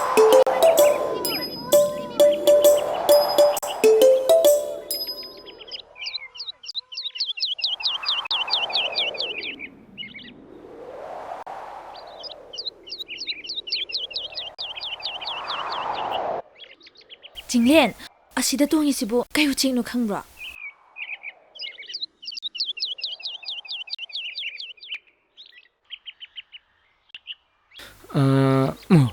ꯂꯕꯔꯠ ꯀꯧꯕꯅꯦ ꯍꯥꯏꯁꯤꯕꯨ ꯂꯕꯔꯠ ꯀꯧꯕ ꯎꯆꯦꯛꯄꯨ ꯂꯩꯕ꯭ꯔꯣ ꯂꯩ ꯃꯩꯇꯩꯂꯣꯟꯗ ꯅꯨꯡꯁꯤ ꯎꯆꯦꯛ ꯍꯥꯏꯕꯅꯦ ꯌꯥꯝ ꯃꯥꯟꯅꯒ ꯍꯥꯏ Oh, Labert. ꯀꯔꯤ ꯍꯥꯏꯒꯦ? ꯍꯧꯖꯤꯛꯀꯤꯗꯣ ꯅꯪꯅꯔꯥ ꯅꯠꯇꯦꯗ ꯎꯆꯦꯛꯁꯤ ꯅꯠꯇ꯭ꯔꯣ Hi. Hello. I love you. I love you.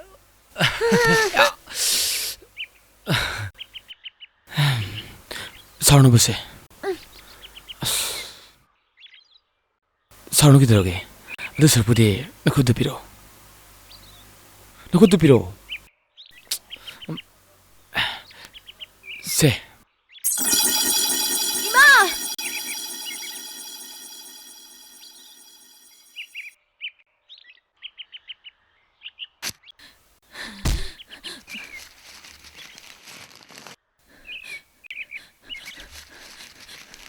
징렌! 예쁘비!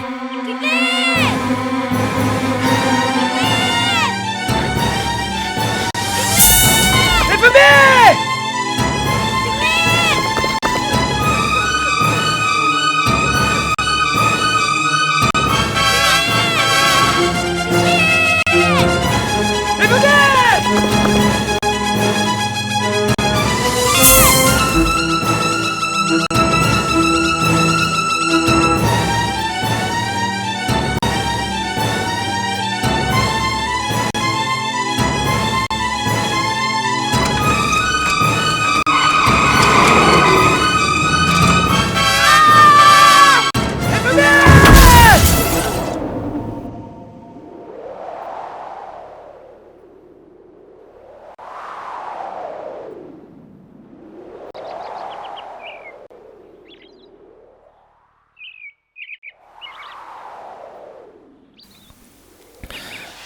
누구뜨기 ngasi fawba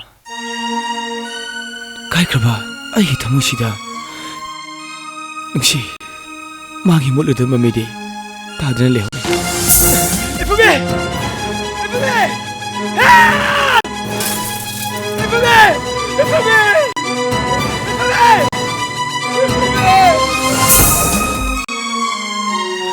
ai ma nungsi kaw so ngamlaroi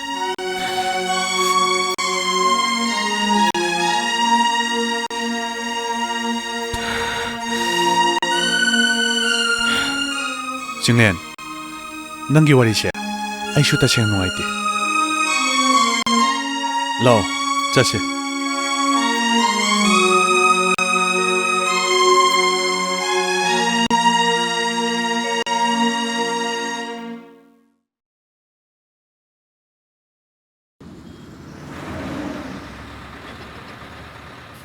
ꯅꯪꯒꯤꯁꯦ ꯂꯥꯛꯇꯧ ꯃꯥꯟꯗꯦꯗ. ꯅꯍꯥꯟꯒꯩꯗꯤ ꯁꯨꯝ ꯀꯥꯟꯗ ꯁꯨꯇꯤ ꯊꯥꯕꯅꯦ. ꯀꯩꯗꯧꯔꯖꯥꯠꯅꯣ ꯈꯪꯗꯦ. ꯉꯥꯏꯈꯣꯅꯦ, ꯃꯁꯛ ꯐꯖꯕ꯭ꯔꯣ? ꯀꯌꯥꯝ ꯐꯖꯥꯠꯅꯣ? ꯃꯁꯛꯀꯤ ꯋꯥꯗꯤ ꯗꯃꯥ ꯐꯖꯖꯥꯠꯅꯤ. ꯂꯝꯕꯥ ꯂꯩꯕꯖꯥꯠ ꯅꯠꯇꯦ. ꯃꯃꯤꯡꯕꯨ ꯀꯩ ꯀꯧꯒꯦ? ꯃꯃꯤꯡꯂꯣ? ꯄꯨꯔꯥ. ꯍꯦꯜꯂꯣ, ꯀꯗꯥꯏꯗꯩꯅꯣ? ꯑꯣ, ꯌꯨꯝꯗ ꯂꯩꯔꯝꯃꯣ, ꯑꯩ ꯂꯥꯛꯑꯒꯦ. ꯀꯩ ꯂꯥꯏꯔꯤꯛꯅꯣ ꯄꯥꯏꯗꯨꯕꯣ? Computer today ni.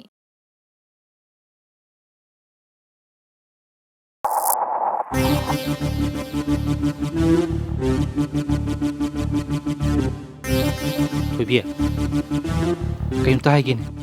Kay wano da boy? ꯀꯩꯅꯣꯝꯃ ꯅꯉꯣꯟꯗ ꯍꯥꯏꯒꯦ ꯇꯧꯕ. ꯑꯗꯣ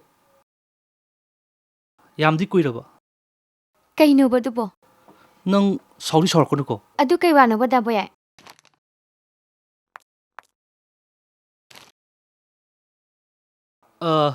ꯀꯩꯁꯨ ꯂꯨꯕ ꯋꯥ ꯅꯠꯇꯦꯗ ꯅꯪꯅ ꯌꯥꯒꯦꯅ ꯈꯜꯂꯒꯗꯤ ꯏꯔꯥꯏ ꯂꯥꯏꯕ ꯖꯥꯠꯅꯤ ꯑꯗꯨꯕꯨ ꯀꯩ ꯋꯥꯅꯣꯕ ꯗꯥꯕꯣ ꯌꯥꯏ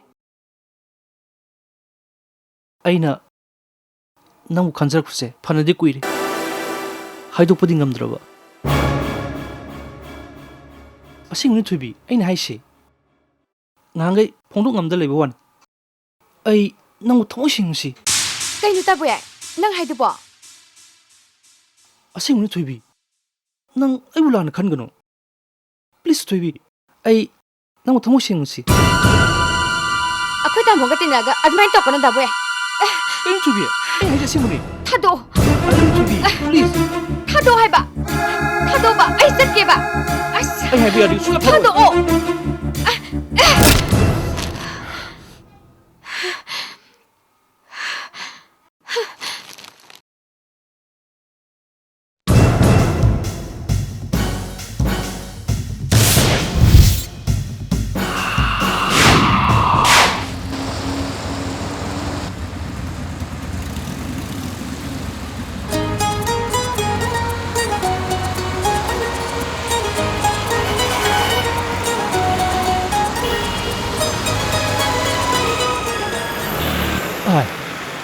ꯑꯁꯤꯗꯤ ꯄꯥꯏꯈꯣꯝꯕ ꯊꯣꯏꯕꯤꯒꯅꯤꯅꯦ ꯃꯥꯅꯤꯅꯦ ꯀꯃꯥꯏꯅ ꯇꯧꯖꯥꯠꯅꯣ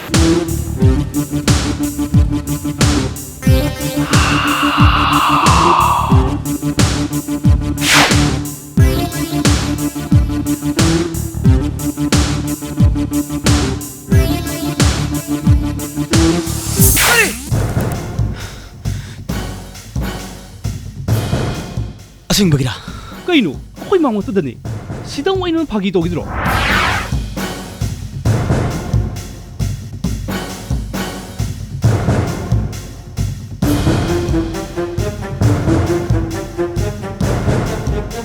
ꯑꯩꯅ ꯌꯥꯝ ꯉꯛꯏꯗꯤ ꯄꯥꯏꯈꯣꯝꯕꯗꯨꯅꯤꯅꯦ ꯃꯥꯅ ꯅꯪꯁꯨ ꯇꯤꯟꯅꯔꯒ ꯊꯣꯏꯕꯤꯒ ꯃꯔꯤ ꯂꯩꯅꯕꯁꯦ ꯅꯪꯕꯨ ꯏꯀꯥꯏꯕꯤꯕ ꯋꯥꯅꯤ ꯅꯪꯒ ꯇꯤꯟꯅꯔꯨꯕ ꯑꯩꯈꯣꯏ ꯇꯁꯦꯡꯅ ꯏꯀꯥꯏ ꯅꯈꯣꯏꯗꯒ ꯑꯩꯈꯣꯏ ꯆꯪꯄ ꯉꯝꯗꯧ ꯃꯥꯟꯗꯦ ꯚꯥꯏ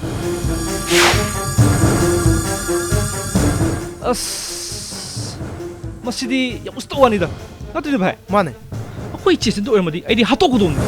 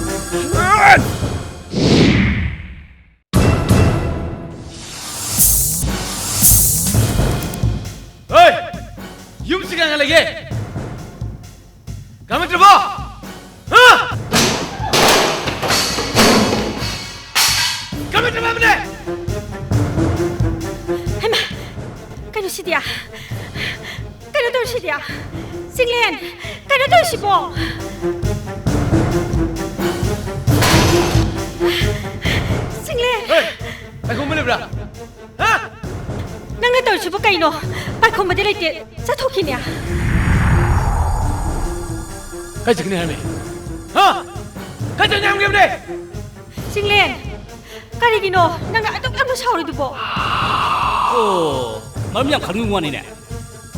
Hey, nasan pa tulungo. No nung haibi karante. matungda amuk kana torba mage phawore khango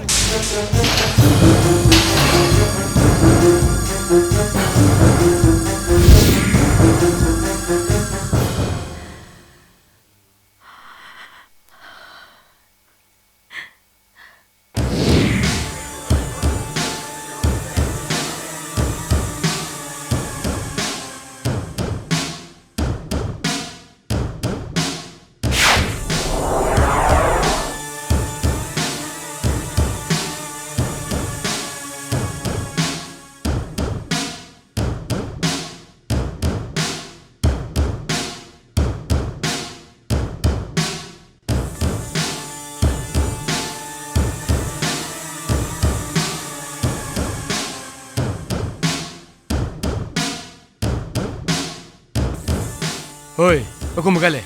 Khangde. Kale gemne. Ai khangde. Kali khangde. Ha.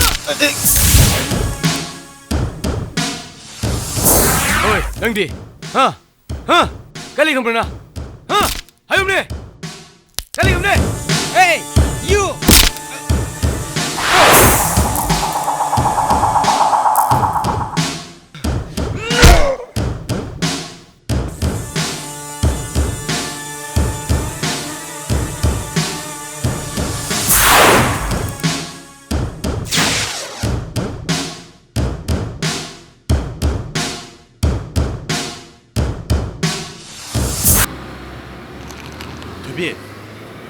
Nang di ngarang kabuta tambal lakti kay gino. Isa nungay taba. Ay di ngarang nang kabuta tambal ang kudra na panang kuy na ngaram bane. Aduda tampada ngurka na lakti sini. Ay wakan kayam nungay tekang bra. Ado nang udaba. Nang anong tawari siya nang udaba da. Ay away. Tumom jawang kangdi. Ado iba ni pau kong na naba mobile am le piragi. Pero kano, kita mo na mobile pa yati. Ngoksin na niya na. Kay no hay sibo. Iba inang pau kong na naba ni. Nungdang dana switch on toredana. Ayun nung din dana switch off toroga. Upudara kay no hapsan ko. Kanana kay hang ni ke. Adu siya ro yi. Pakhomba. Ay, wam kata hay gina. Kaliwano, ama katinate.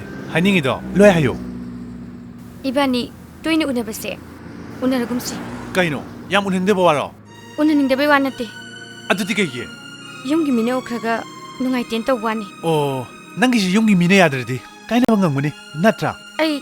Ay madudi hai kidena. Ay na hai se. Ibani ki tungi khalagani.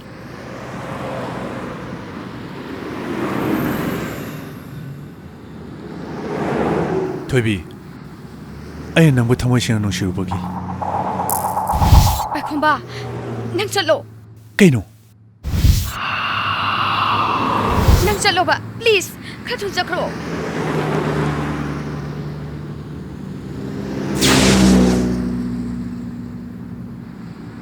Oh, makoy sira. Uze sino ka sukay de. Ako ya kay bisate na. Chalo, please. Pakhomba, nang sakro chalo. Ay sungsa salo. Ay ba mikiti amagumna. Nang uthalo suya salo. Nang ay na habisi arita. Nang gise, ay bunung sida ba mal.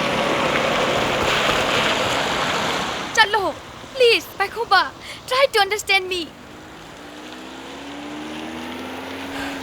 Okay. Ay siya lagi.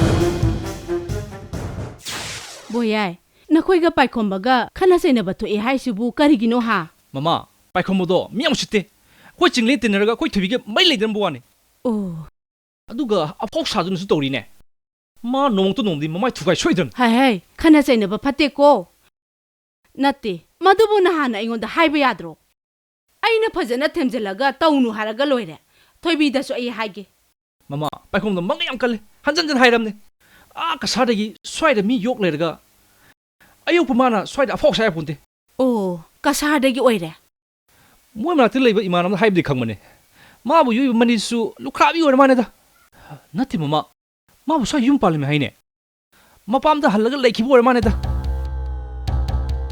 ꯁ꯭ꯋꯥꯏꯗ ꯃꯌꯨꯝ ꯄꯥꯜꯂꯝꯃꯤ ꯂꯨꯈꯥꯕꯤꯅꯦ ꯍꯥꯏꯕ ꯑꯁ ꯃꯃꯥ ꯃꯗꯣꯝ ꯍꯪꯅ ꯏꯃꯨꯡ ꯑꯣꯏꯖꯥꯗꯦꯗ ꯅꯠꯇꯦ ꯕꯣꯌꯥꯏ ꯃꯅꯦꯗꯨꯒꯤ ꯃꯃꯤꯡ ꯀꯔꯤ ꯀꯧꯏ ꯍꯥꯏ ꯃꯅꯦꯗꯨꯒꯤ ꯃꯃꯤꯡꯗꯨꯕꯨ ꯀꯔꯤ ꯁꯅꯥꯟꯕꯤ ꯍꯥꯏꯕ ꯑꯣꯏꯔ ꯃꯥꯜꯂꯦ ꯁꯅꯥꯟꯕꯤ ꯃꯃꯥꯕꯨ ꯈꯪꯕ꯭ꯔꯣ ꯈꯪꯗꯦ ꯚꯥꯏ ꯆꯠꯁꯤꯔꯥ ꯆꯠꯁꯦ ꯍꯥꯏ ꯅꯈꯣꯏꯅꯦ ꯈꯠꯅ ꯆꯩꯅꯕꯒ ꯇꯧ ꯂꯥꯛꯀꯅꯨꯀꯣ ꯇꯧꯔꯤꯗ ꯃꯃꯥ ꯆꯠꯂꯨꯒꯦ ꯃꯃꯥ ꯆꯠꯂꯨꯔꯣ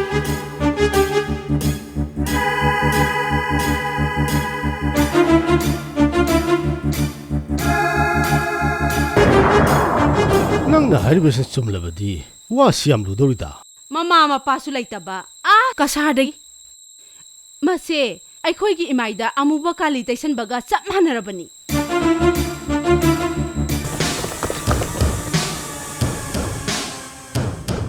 ꯍꯣꯏ ꯑꯩꯈꯣꯏꯕꯨꯗꯤ ꯍꯣꯏ ꯅꯪꯗꯤꯅꯦ ꯍꯥꯏꯁꯤ ꯅꯥ ꯐꯪꯕꯅ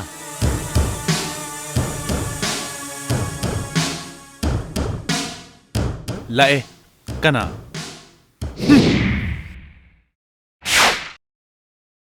ꯑꯣ ꯆꯤꯡꯂꯦꯟ ꯅꯪ ꯑꯣꯏꯔꯦ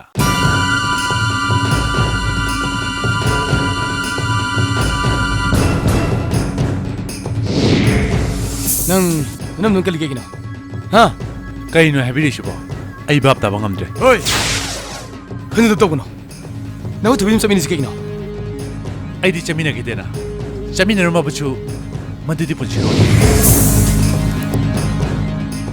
ꯃꯤꯑꯣꯏꯕꯅ ꯆꯠꯅꯗꯕ ꯑꯣꯏꯔꯝꯃꯣꯏ ꯌꯥꯝ ꯀꯜꯂ ꯍꯨꯏꯒꯅꯣ ꯃꯐꯝꯁꯦ ꯁꯥꯟꯅꯕꯣꯡꯅꯦ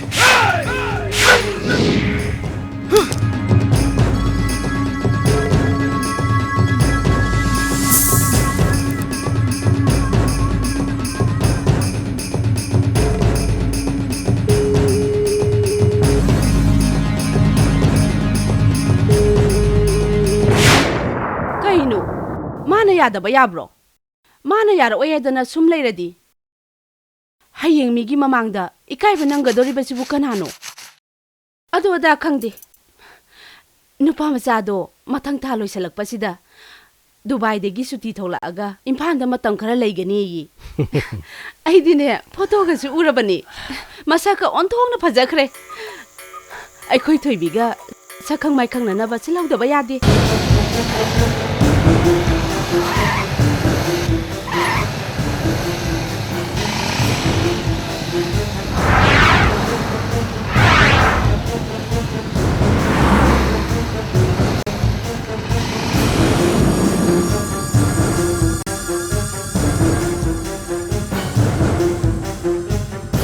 ꯅꯪꯅ ꯌꯥꯝ ꯐꯥꯎꯋꯦ ꯍꯥꯏꯔꯤꯁꯦ ꯃꯣꯏꯔꯥꯡ ꯊꯣꯏꯕꯤꯒ ꯃꯩ ꯂꯩꯅꯤꯁꯦ ꯅꯪꯂꯣ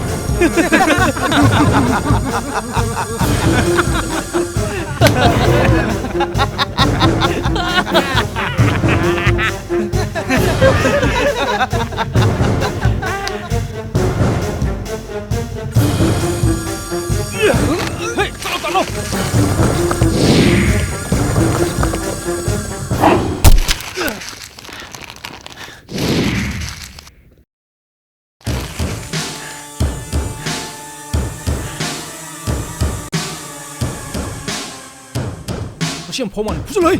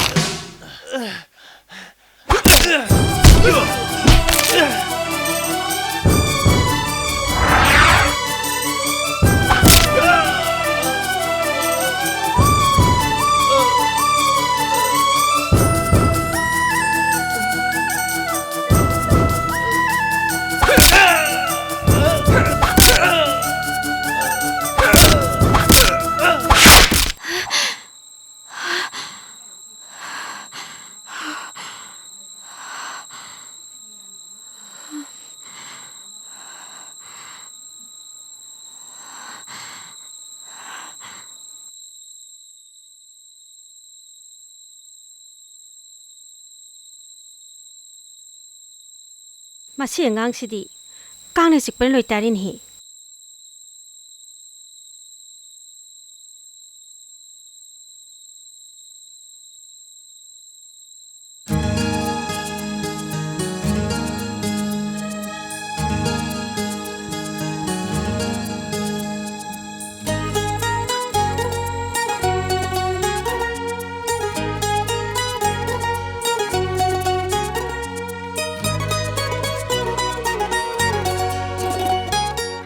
이베마 낭디 ngantaana loisalamedana fare fare aisu loisale nang pawungsu yaurani lambi dagine haidana hujikta phone tawra ambani ima madu ay yaw bunga moina ngasaina ima da haikraduni ai bibichaya thabam chaluge pesa khapiro hai nang yawdaba yaroine mi dubai dagi ngasi halakpasida nanga khangnanabani haidana nang pawungna aikhoi pulap lake dana hairamabani as 오르데보다 마치고 와제 다우도래 아잉가 뭐이 따닝데 하이스니 헤이 따닝데바 야로이 낭 바붕 할라니 와 얌나 한가누고 까이기노 이마 하이나 아이기 와 암따 따비데보 오케이 아시기 암나 호야 파비리시보 헤이 ngaiko 짝키바 야로이 ngaiko 아이코이나 실리바세 낭기 뚱기 야이 파나바니 낭기다 나떼 아이코이 뿌나마키 야이 파보 오이가도리바니 mangonda-gi hena phaba nupabu haujikanchida kadaidagi larugadagi mathong maram khangnaba miga sanga tawbadi imungsigi mai khugadoribani adunane nupa masado ngasi dubai dagi hek tholakpaga nanga sakhang mai khangnanaba silibase aduga mana imphal da tha ani leigadabagi maraksida aphaba numi ama yenglaga lohong kai hongnabagi numit lepnagadoribani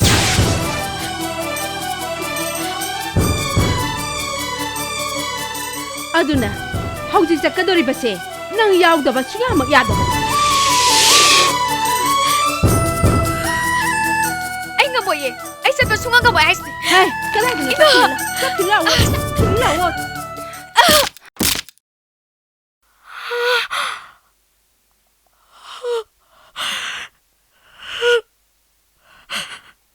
upang susudaba ayok paduga mari lainabadegi nang lamyam helene ha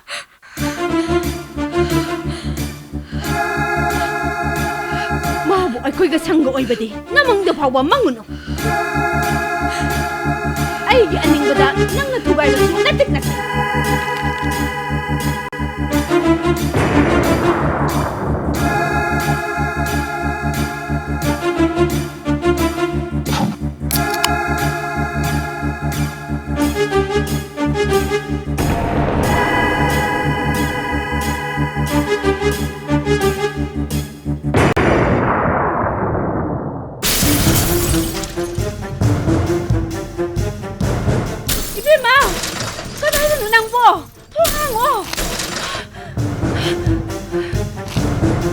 Bima, ngaiko, kadayano.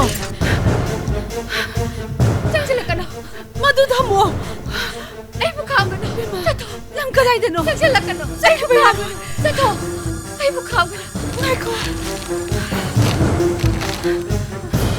Bima, ang to ngaiko. Ngaiko. Ngaiko. Sato. Bima, ngaiko.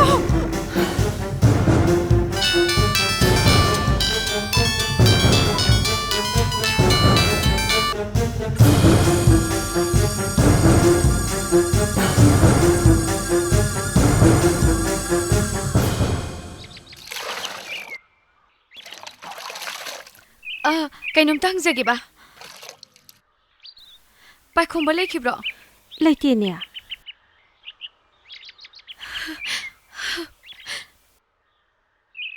Kai sikhi mabo? Mamanaba amaga thaba ama sakhi. Mafamdi hairamdi. Ibe mai khutudi kaidabuda soiba. Yare. Lao changola.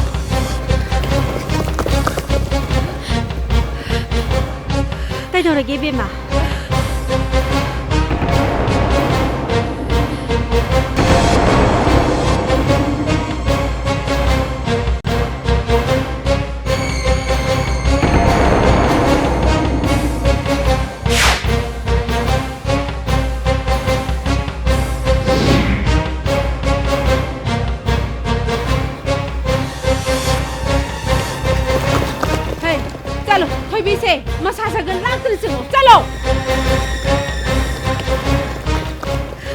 ꯉꯥꯟꯊꯣꯏ ꯏꯕꯨꯡꯉꯣ ꯉꯥꯏꯈꯣ ꯀꯩꯗꯧꯔꯒꯦ ꯇꯧꯔꯤꯁꯤꯕꯣ ꯉꯥꯏꯈꯣ 이모! 타도! 타도 왔네! 아이 샷부서 가가 뭐야 타도! 헤이 nangna karigino lam asam helisibo ha 아이가 뭐 아이엄나 샷부서 가가 뭐야 타도! ꯉꯥꯟꯊꯣꯏ B ꯀꯩꯅꯣ ꯇꯧꯔꯤꯁꯤꯕꯣ ꯑꯩ ꯚꯥꯞ ꯇꯥꯕ ꯉꯝꯗ꯭ꯔꯦ thaina aikoida yetkibado pelawdadana hawjiksu aikoida yetkeedana yetline ꯉꯥꯟꯊꯣꯏ ꯀꯩꯅꯣ ꯅꯪꯅ ꯍꯥꯏꯗꯨꯕꯣ 이세디 밥 따방 감드래 따로이 따신내로이 까다이데기 까나기 마자 마수노 칸다바 윰시다 레이바 아욕바 파이코마도 아이기 이자 누피 토이비기 와칼 타도 우하이 마곰바 이마틱신 넥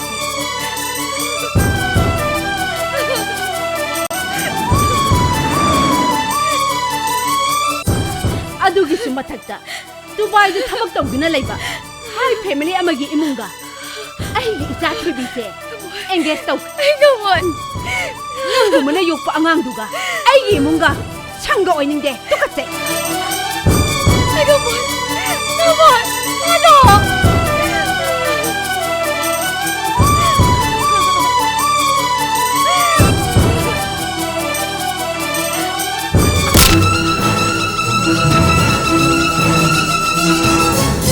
no ai mà kỳ thế mà đବୁ adu mà bể phá lên tàu ngang bể bro ha moi babu tôm leo ite mà Tomba ai khơi lan khơi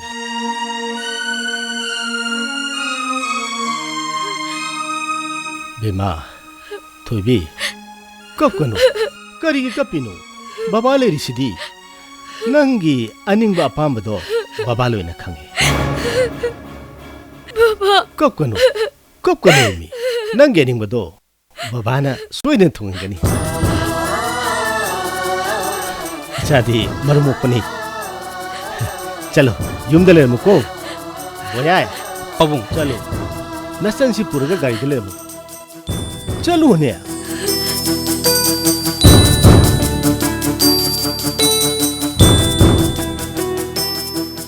Tomba Lao Ngak phama kho lao Itei mana asugam ni kai ba khang disi karigino Tomba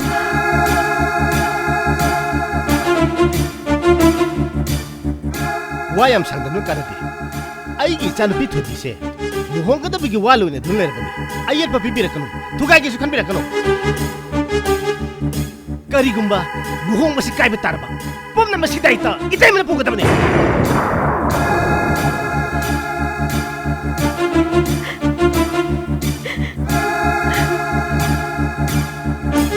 Hey, just look.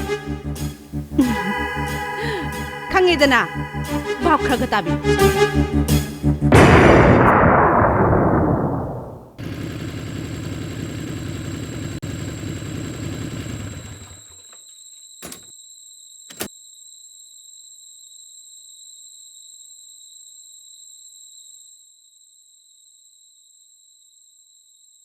Pai khomba. Kari haige ne? Thoi bisi kanano. Nanga kai mai le nei. Imanabi ne. Aingoda wa lot kano. Ngasi dagi nang. Thoi biga mona unaba yaroi. Kai no haisibo ne. Thoi bido. Mama ma para luhongna bagi walo na krabani. Kana na hainu ne. Thoibigi mama mapa laktuna luhong ba kaidana ba yamna kana harame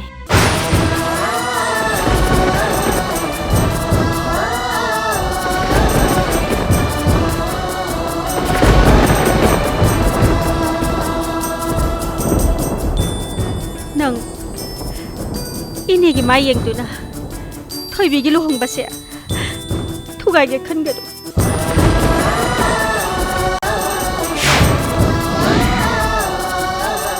Nangbu ini na isak piklingay dagi. Isa sakto na yolok pagi mahay. Nang ini na haybe iluk ko. Nang amuk handa ꯊꯣꯏꯕꯤꯒ ꯎꯅꯒꯦ ꯈꯟꯒꯅꯨ ꯏꯅꯦ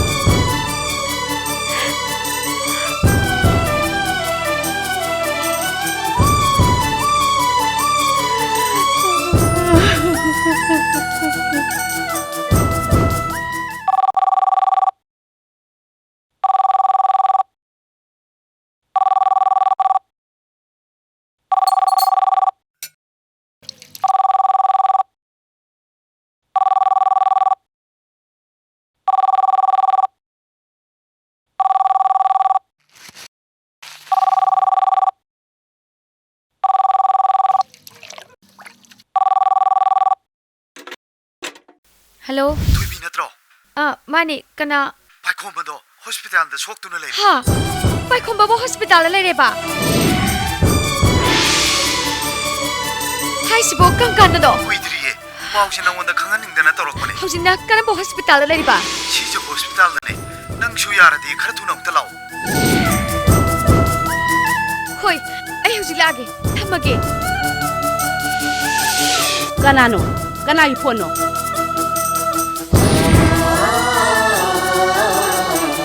Hey, nang chappa phajade. Migi mamangda phajade ko. Adui sarupudi ne nang baba chatlaluge. Iba, ai chaluge. Hey, nang chappa phajade ne. Changu, nang ka da changu. Se, nang ka da changu se. Nang baba chatlaluge ba. Changu se.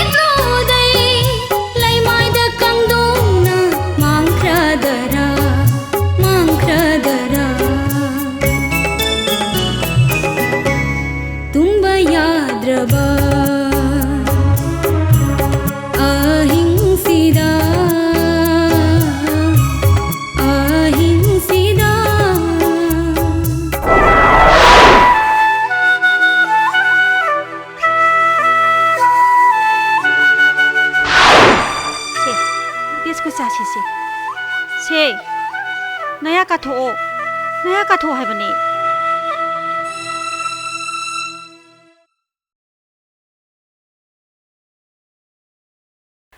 Pai khomba. Pai khomba.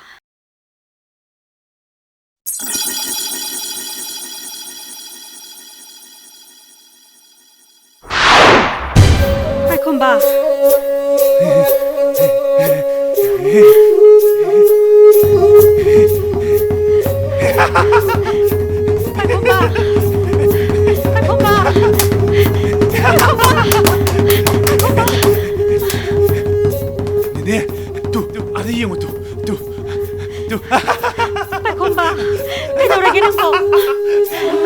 Pai khomba.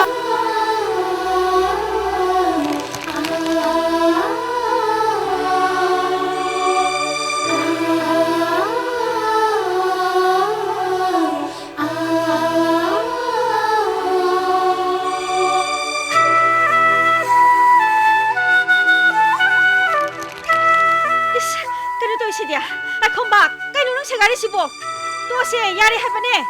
Hema, to hai bane ba. To sagara no ba.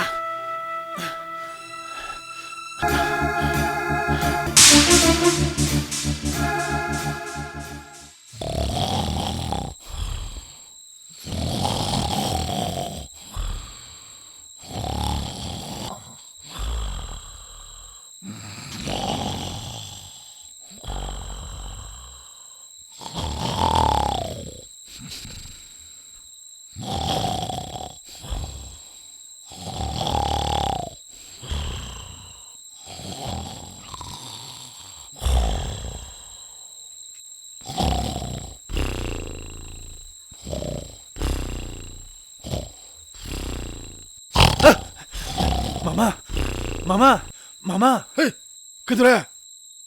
Mamagi puk manungda hangoy am lady. Ha.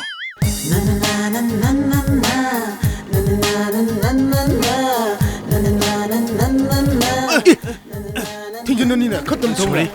이건 이어진지기. Kanong tangge ba? Dada, kang lapat sa bila music room chake.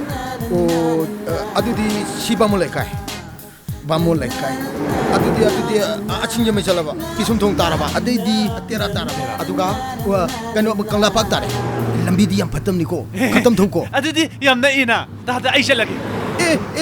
그노 모레 람비도 이거 토그래 모레 람비도 그럼 Is, adam na pudo ba? Sidai siya ledana. Moilang siya ledana. Dum sum na salo. Dum tara ba ni? 아두디 얌 탱이 이용 잘로라게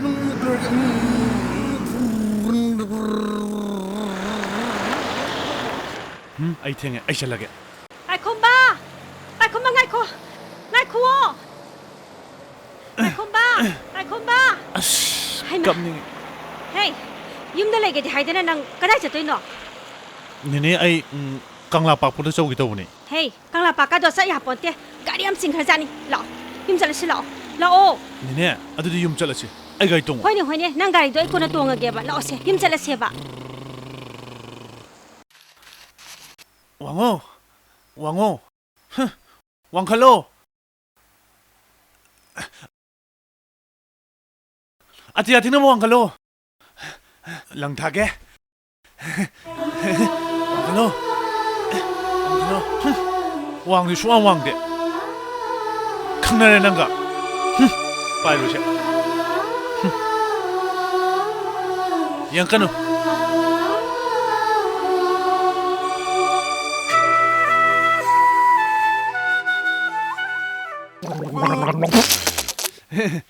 Se lo se. Na ni se. Lo se. Shilo. He se ne lo se ha bani. Yari mi. He amu ka se ni se. To se.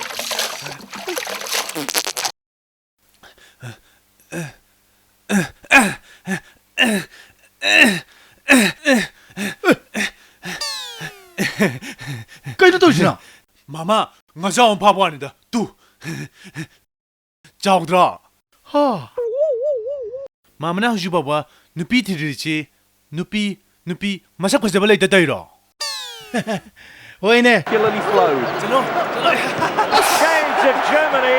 चलो चलो Across the line, it's a goal. Ine. Ine. Ine. Ai ne.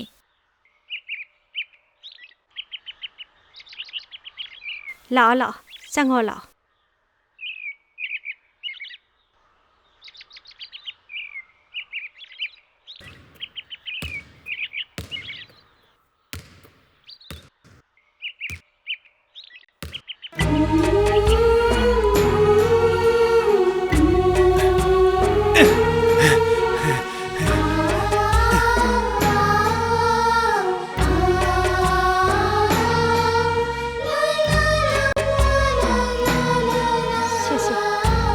시다 팜.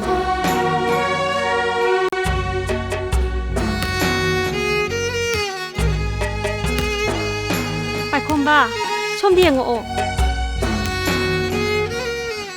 Thôi bi lại.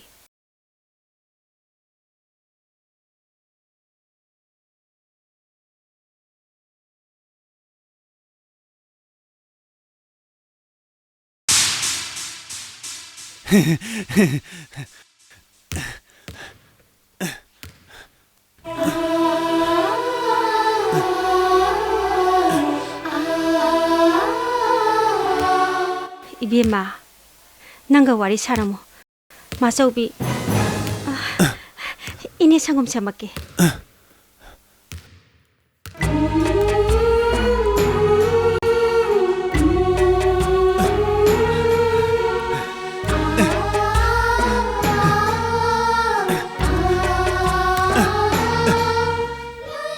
랑오. 랑오.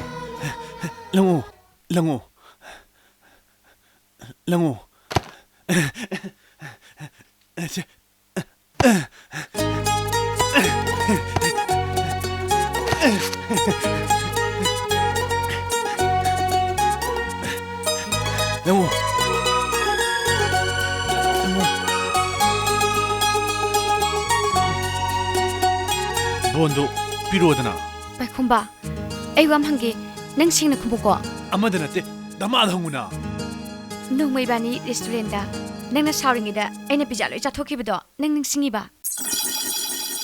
레스토랑 피자 댐 하고네 나물레게 하이로 Leibi doini adu nongma ibani chirau sing kamine dana aduda angma malerambada ai tuition bado aduda nangi rumalna ai khutaki bikibado nang ningsingi ba natro 제라우싱 가면 농아이브네 경월이게 아무까 가루시라 kuidre handak sukase 이바니 가미네지 하이로 hoi kaminase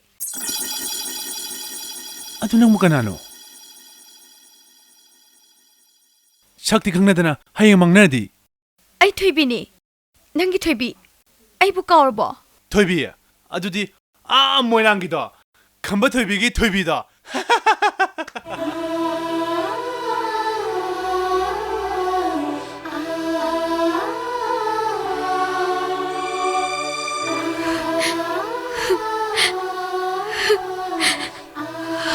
너무 편하게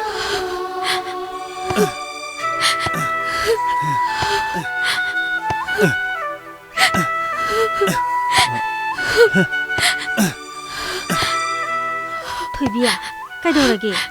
세, 상금 탁시 세. Ini ai sagom tharoi ai chalage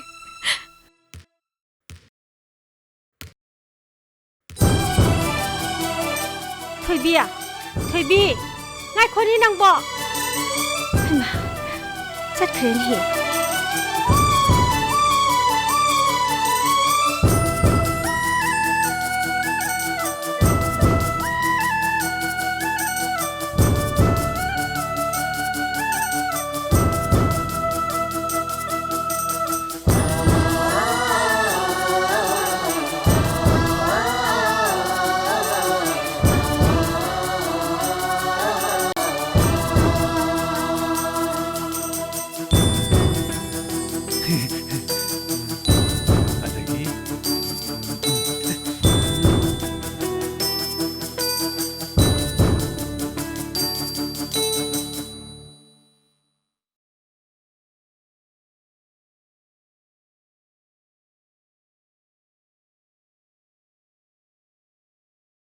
ꯄꯥꯏꯈꯣꯝꯕ ꯁꯤ ꯀꯅꯥꯒꯤꯅꯣ ꯈꯪꯕ꯭ꯔꯥ ꯌꯦꯡꯉꯣ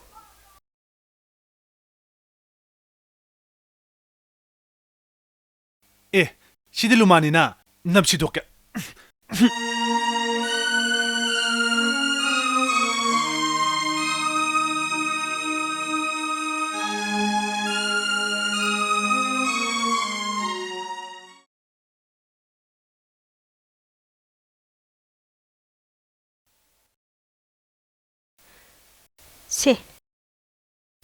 시디 강브라 앵우세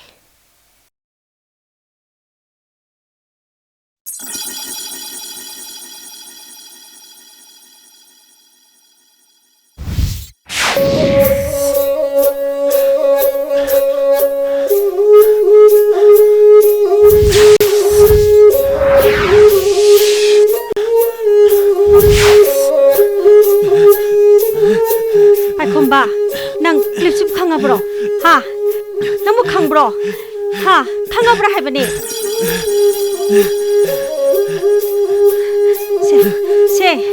세 영어 세그나로 강브라 영어 봐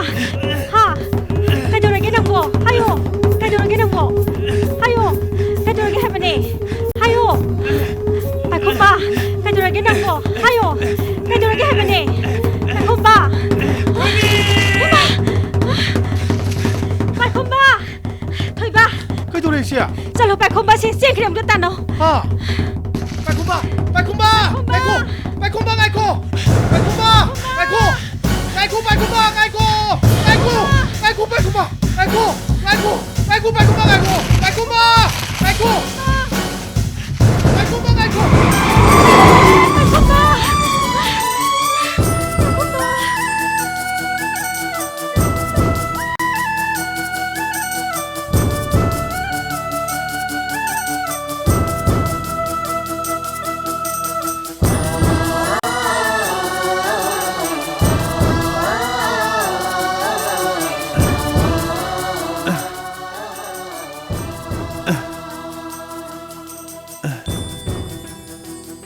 네네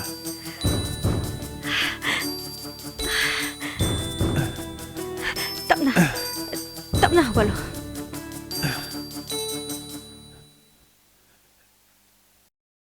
네네 안실레미시 그다보다기노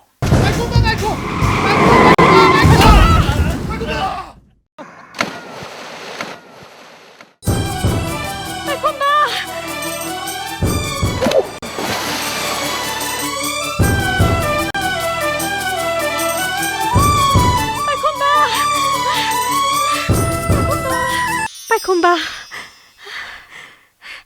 토이바 에코이 콤바세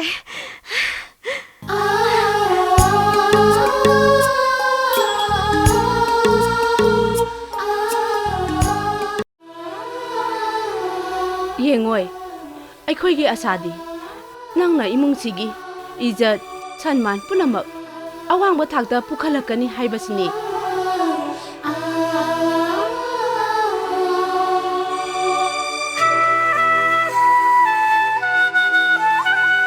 ꯀꯔꯤꯁꯨ ꯂꯩꯇ꯭ꯔꯕ ꯃꯤꯑꯣꯏꯁꯤꯡꯒ ꯁꯪꯒ ꯇꯧꯕꯗꯤ ꯏꯃꯨꯡꯁꯤꯒꯤ ꯏꯖꯠ ꯂꯩꯈꯥ ꯇꯥꯔꯛꯀꯅꯤ ꯍꯥꯏꯕꯁꯤꯃꯗꯤ ꯅꯪ ꯈꯟꯐꯝ ꯊꯣꯛꯄꯅꯦ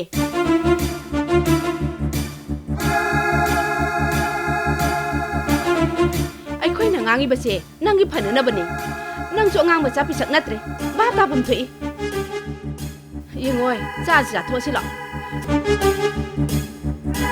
ꯍꯩ ꯅꯪꯅ ꯎꯪꯕꯅꯗꯤ ꯀꯥꯟꯅꯔꯣꯏꯅꯦ ꯂꯥꯛꯑꯣ ꯆꯥꯁꯤ ꯆꯥꯊꯣꯛꯑꯁꯤ ꯂꯥꯛꯑꯣ ꯂꯥꯛꯑꯣꯀꯣ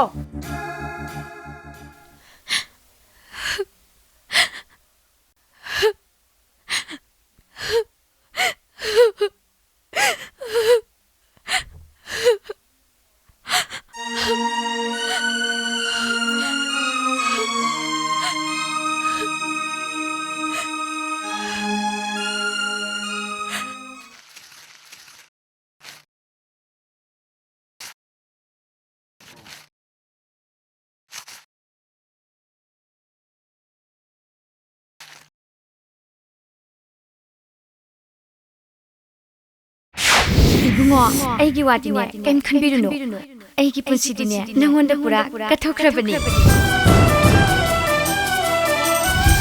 इसा सक्तन योलपगी महै नंग इनेन हाइबे इलुको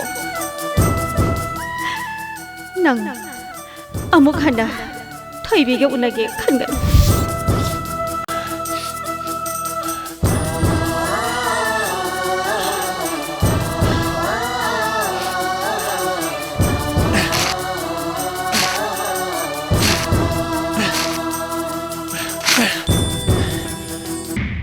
थोइबी नंगै बरगन नंगि नफमदा अइना डिस्टर्ब तौखरे अइ नंगोंदा लाले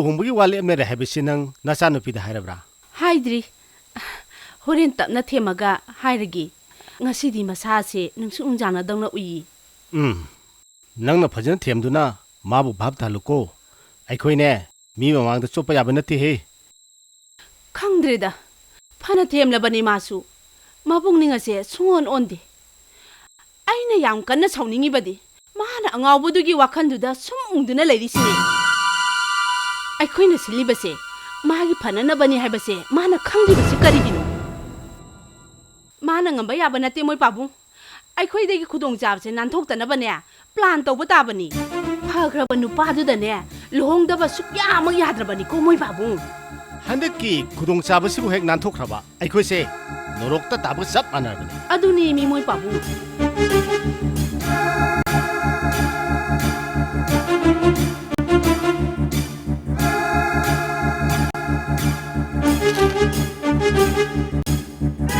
ꯑꯁꯤꯗꯒꯤ ꯌꯥꯔꯛꯇ꯭ꯔꯗꯤ ꯃꯥꯅ ꯌꯥꯒꯦ ꯌꯥꯎ ꯌꯥꯔꯣꯏ ꯇꯣꯛꯎ ꯑꯩꯈꯣꯏꯒꯤꯗꯤ ꯅꯝꯗꯅ ꯂꯨꯍꯣꯡꯈꯤꯕ ꯇꯥꯕꯅꯤ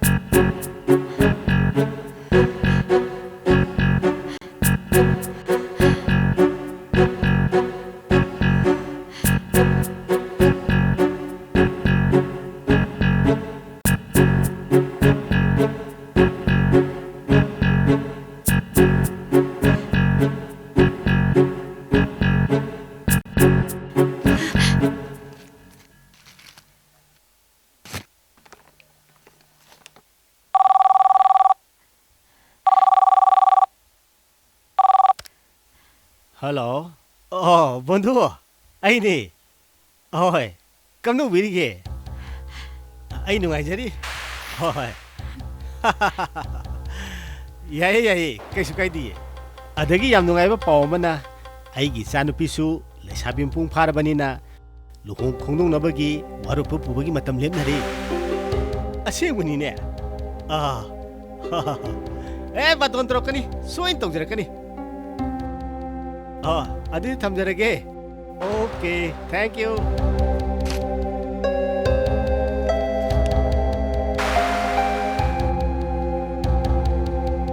moi babu ising leire kanagi phone no hojik tawre idubo ei badraginida oh unada ba kuirena sum tawre janida kari hara iba kari so haideda ado khoi bema lungoy famdo ai monda pau pikhrabani khangde da moi babu ai de khoi bima se lohongani khanbadane pa da harawe aduna musak lor chakti loisala e ado sak lor di pau piro ko hoi hoi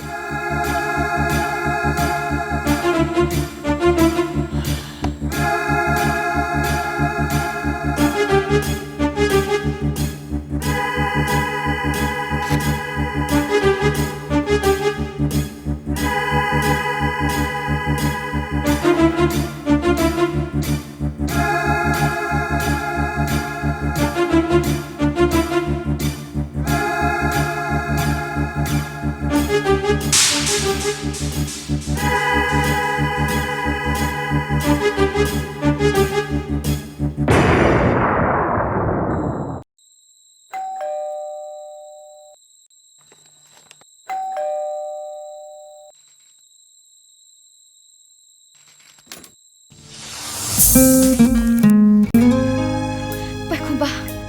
Thoibi, kaidaure?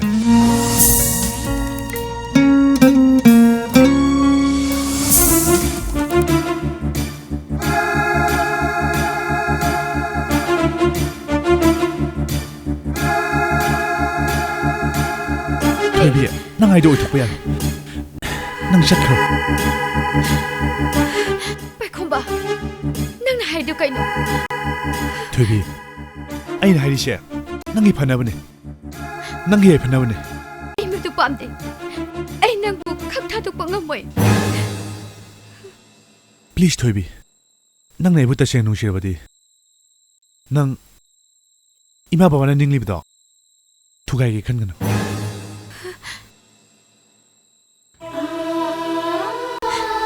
nang bu thamoi singna nungsi jarubagi dama ka thokraba ai gi punsina nang ai gi tagi oiba asama sagatche karigumba masina kai ki ba thoklabate ai kari oini hayo ai kari oini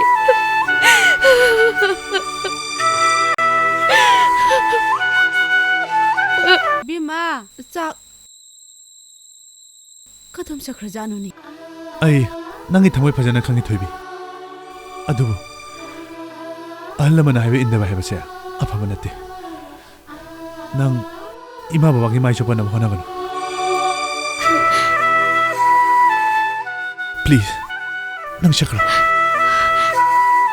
khange nang ki do ai bu nang sibagi wa nate nang na ai gon de advice pi da basu ai loina khange hayo nang ai bu nang sidabra khombo masigi paku ai pame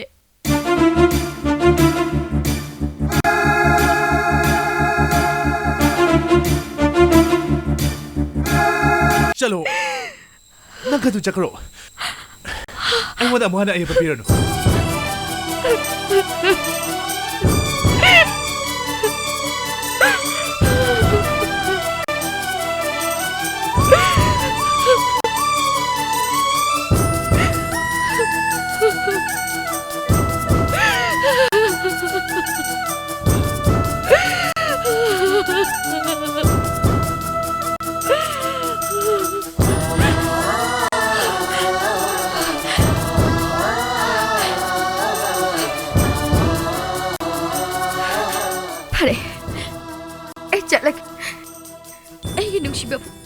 birai banina ai suicide tawkani suicide tawkani Thoibi nang ta ngai kho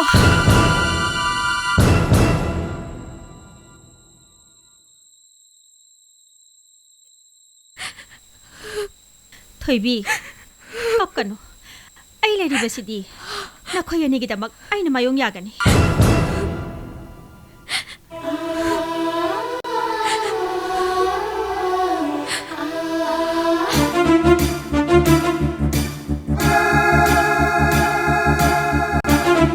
ꯄꯥꯏꯈꯣꯝꯕ ꯅꯪꯒꯤ ꯊꯃꯣꯏ ꯅꯦꯅꯦꯅ ꯃꯁꯛ ꯈꯪꯉꯤ ꯅꯪꯅ ꯅꯦꯅꯦꯅ ꯍꯥꯏꯈꯤꯕ ꯋꯥ ꯉꯥꯛꯇꯨꯅ ꯊꯝꯕꯒꯤꯗꯃꯛ ꯅꯪꯕꯨ ꯅꯦꯅꯦꯅ ꯊꯥꯒꯠꯇꯕ ꯉꯝꯗꯦ ꯍꯧꯖꯤꯛꯇꯤ ꯄꯨꯝꯅꯃꯛ ꯅꯦꯅꯦꯅ ꯂꯣꯏꯅ ꯃꯥꯌꯣꯛꯅꯍꯧꯔꯒꯦ ꯆꯠꯂꯣ ꯅꯕꯥꯅꯤ ꯀꯗꯥꯏꯗꯅꯣꯃ ꯆꯦꯟꯈ꯭ꯔꯣ ꯅꯦꯅꯦ ꯆꯠꯂꯣ ꯀꯨꯏꯊꯔꯅꯨ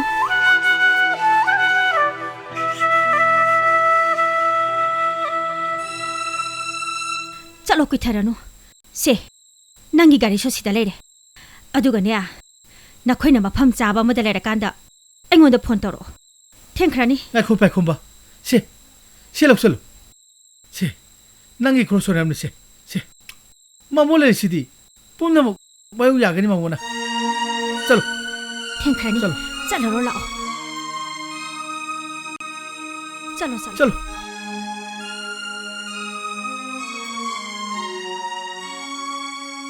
ꯂꯥꯛꯑꯣ ꯄꯥꯏꯈꯣꯝꯕ ꯆꯦꯛꯁꯤꯟꯅ ꯆꯠꯂꯨꯀꯣ ꯍꯣꯏ ꯅꯦꯅꯦ ꯕꯦꯝꯃ ꯂꯥꯛꯑꯣ ꯍꯣꯏ ꯅꯦꯅꯦ ꯊꯦꯡꯈ꯭ꯔꯦ ꯆꯠꯂꯣ ꯑꯥꯗ ꯂꯩꯔꯦ 이모 왜 cello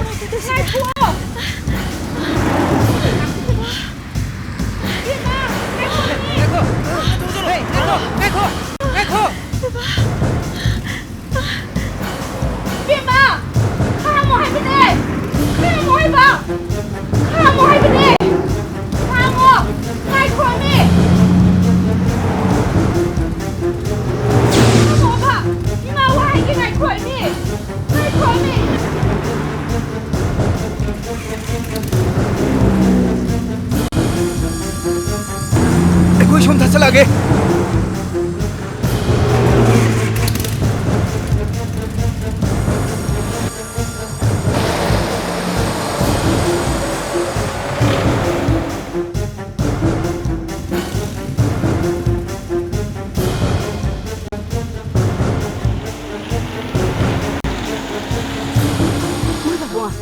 कथम चक्र जानो खरा थोड़ा ताना से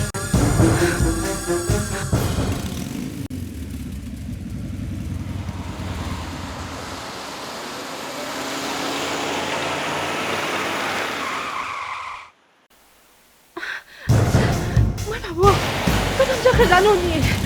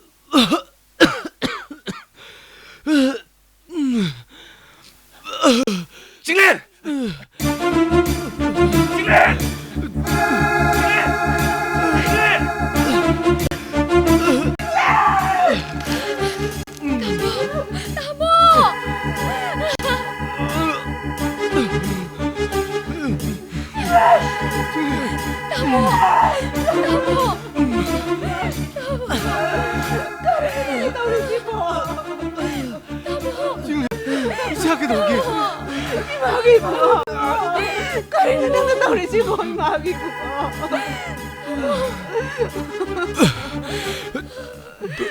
백곰바. 넌 아이고. 뭐라고 놓고.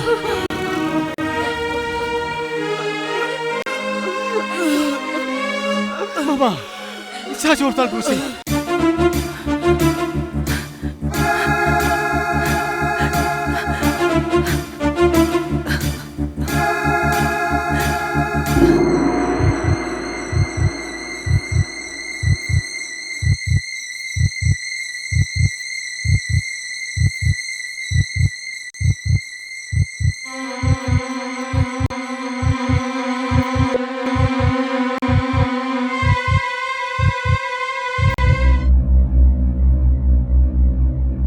이 खरा दरकार ओइगनी कमाई तौसिगे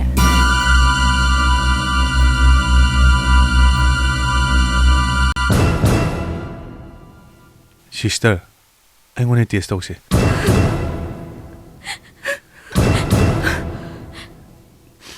लाओ अदुदी test तौरसि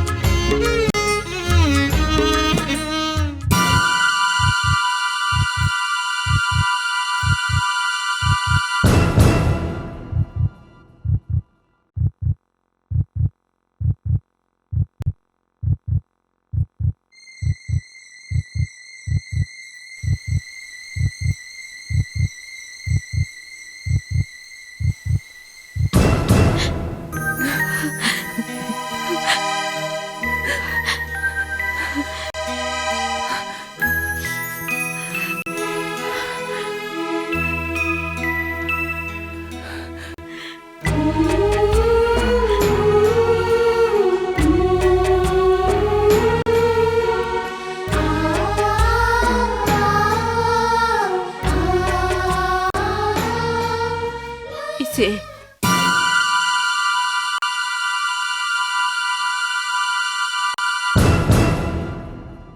ay yam na lan kre ay bumugtang agpiyo puna magse ay naloy na tuwan mga agtane hingon sa pati karagay damak isebo ay na oy da ba kaya hajin na isebo lalan kibane puna magtugi prize ne ngasi ay na panglibase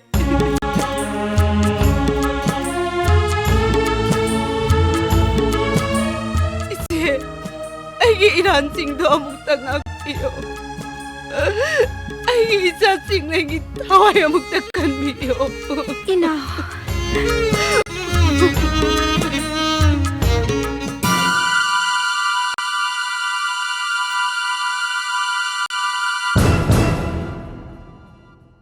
ꯅꯪꯅ ꯏꯇꯩꯃꯒꯤ ꯃꯔꯝꯗ ꯑꯣꯏꯗꯕ ꯀꯌꯥ ꯍꯥꯏꯖꯟꯕꯅꯤ ꯍꯥꯏꯕ ꯄꯨꯝꯅꯃꯛꯁꯦ ꯅꯪꯅ ꯊꯣꯛꯍꯟꯕꯅꯦ ꯅꯪꯒꯤ ꯗꯥꯏꯇꯅꯤ ꯏꯇꯩꯃ ꯑꯩ ꯍꯧꯖꯤꯛꯇ ꯌꯥꯝꯅ ꯉꯝꯃꯛꯇ꯭ꯔꯦ ꯏꯇꯩꯃ ꯑꯩꯕꯨ ꯑꯃꯨꯛꯇ ꯉꯥꯛꯄꯤꯌꯨ ꯌꯥꯔꯦ ꯌꯥꯔꯦ ꯍꯧꯒꯠꯂꯣ ꯍꯧꯈ꯭ꯔꯕꯗꯤ ꯍꯧꯈ꯭ꯔꯦ ꯑꯩꯈꯣꯏꯒꯤ ꯏꯊꯛꯇ ꯏꯁꯣꯔ ꯂꯩꯔꯤ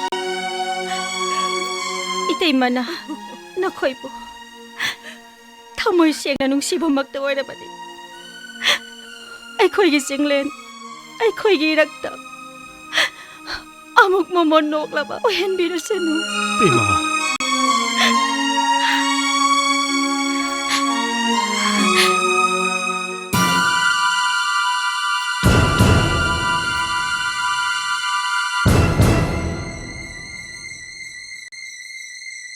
Dokter, kari condition. How's khudong thiningai lai. Thank you, doctor. Thank you very much. It's okay.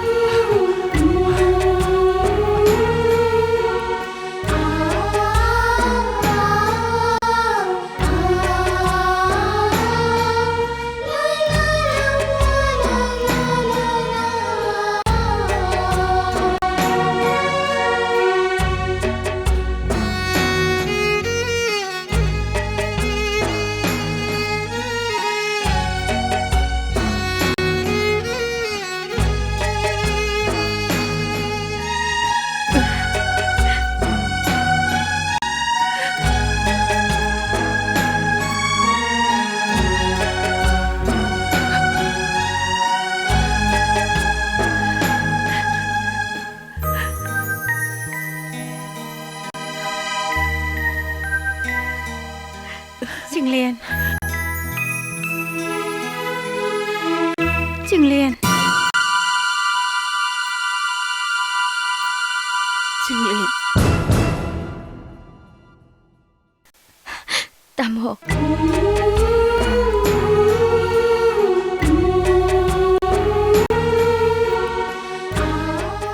Trình Liên Nanggi angang oringegi Nakoy buluna tawjaba Nanggi ma chawbidune Nangbu kawrabro Aini Nakoy Masaw Biduni Machaw Machaw Thôi bia Trình Liên Punamakse Imana lanki bangaktan Haujikti Nangi ma chawbina aikoy bangakpire Trình Liên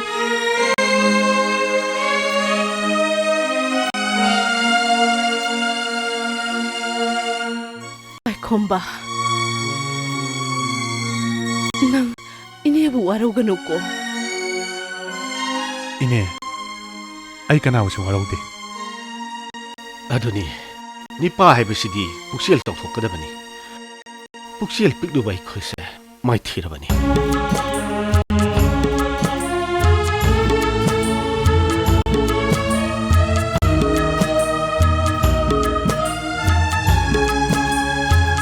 Trình Liên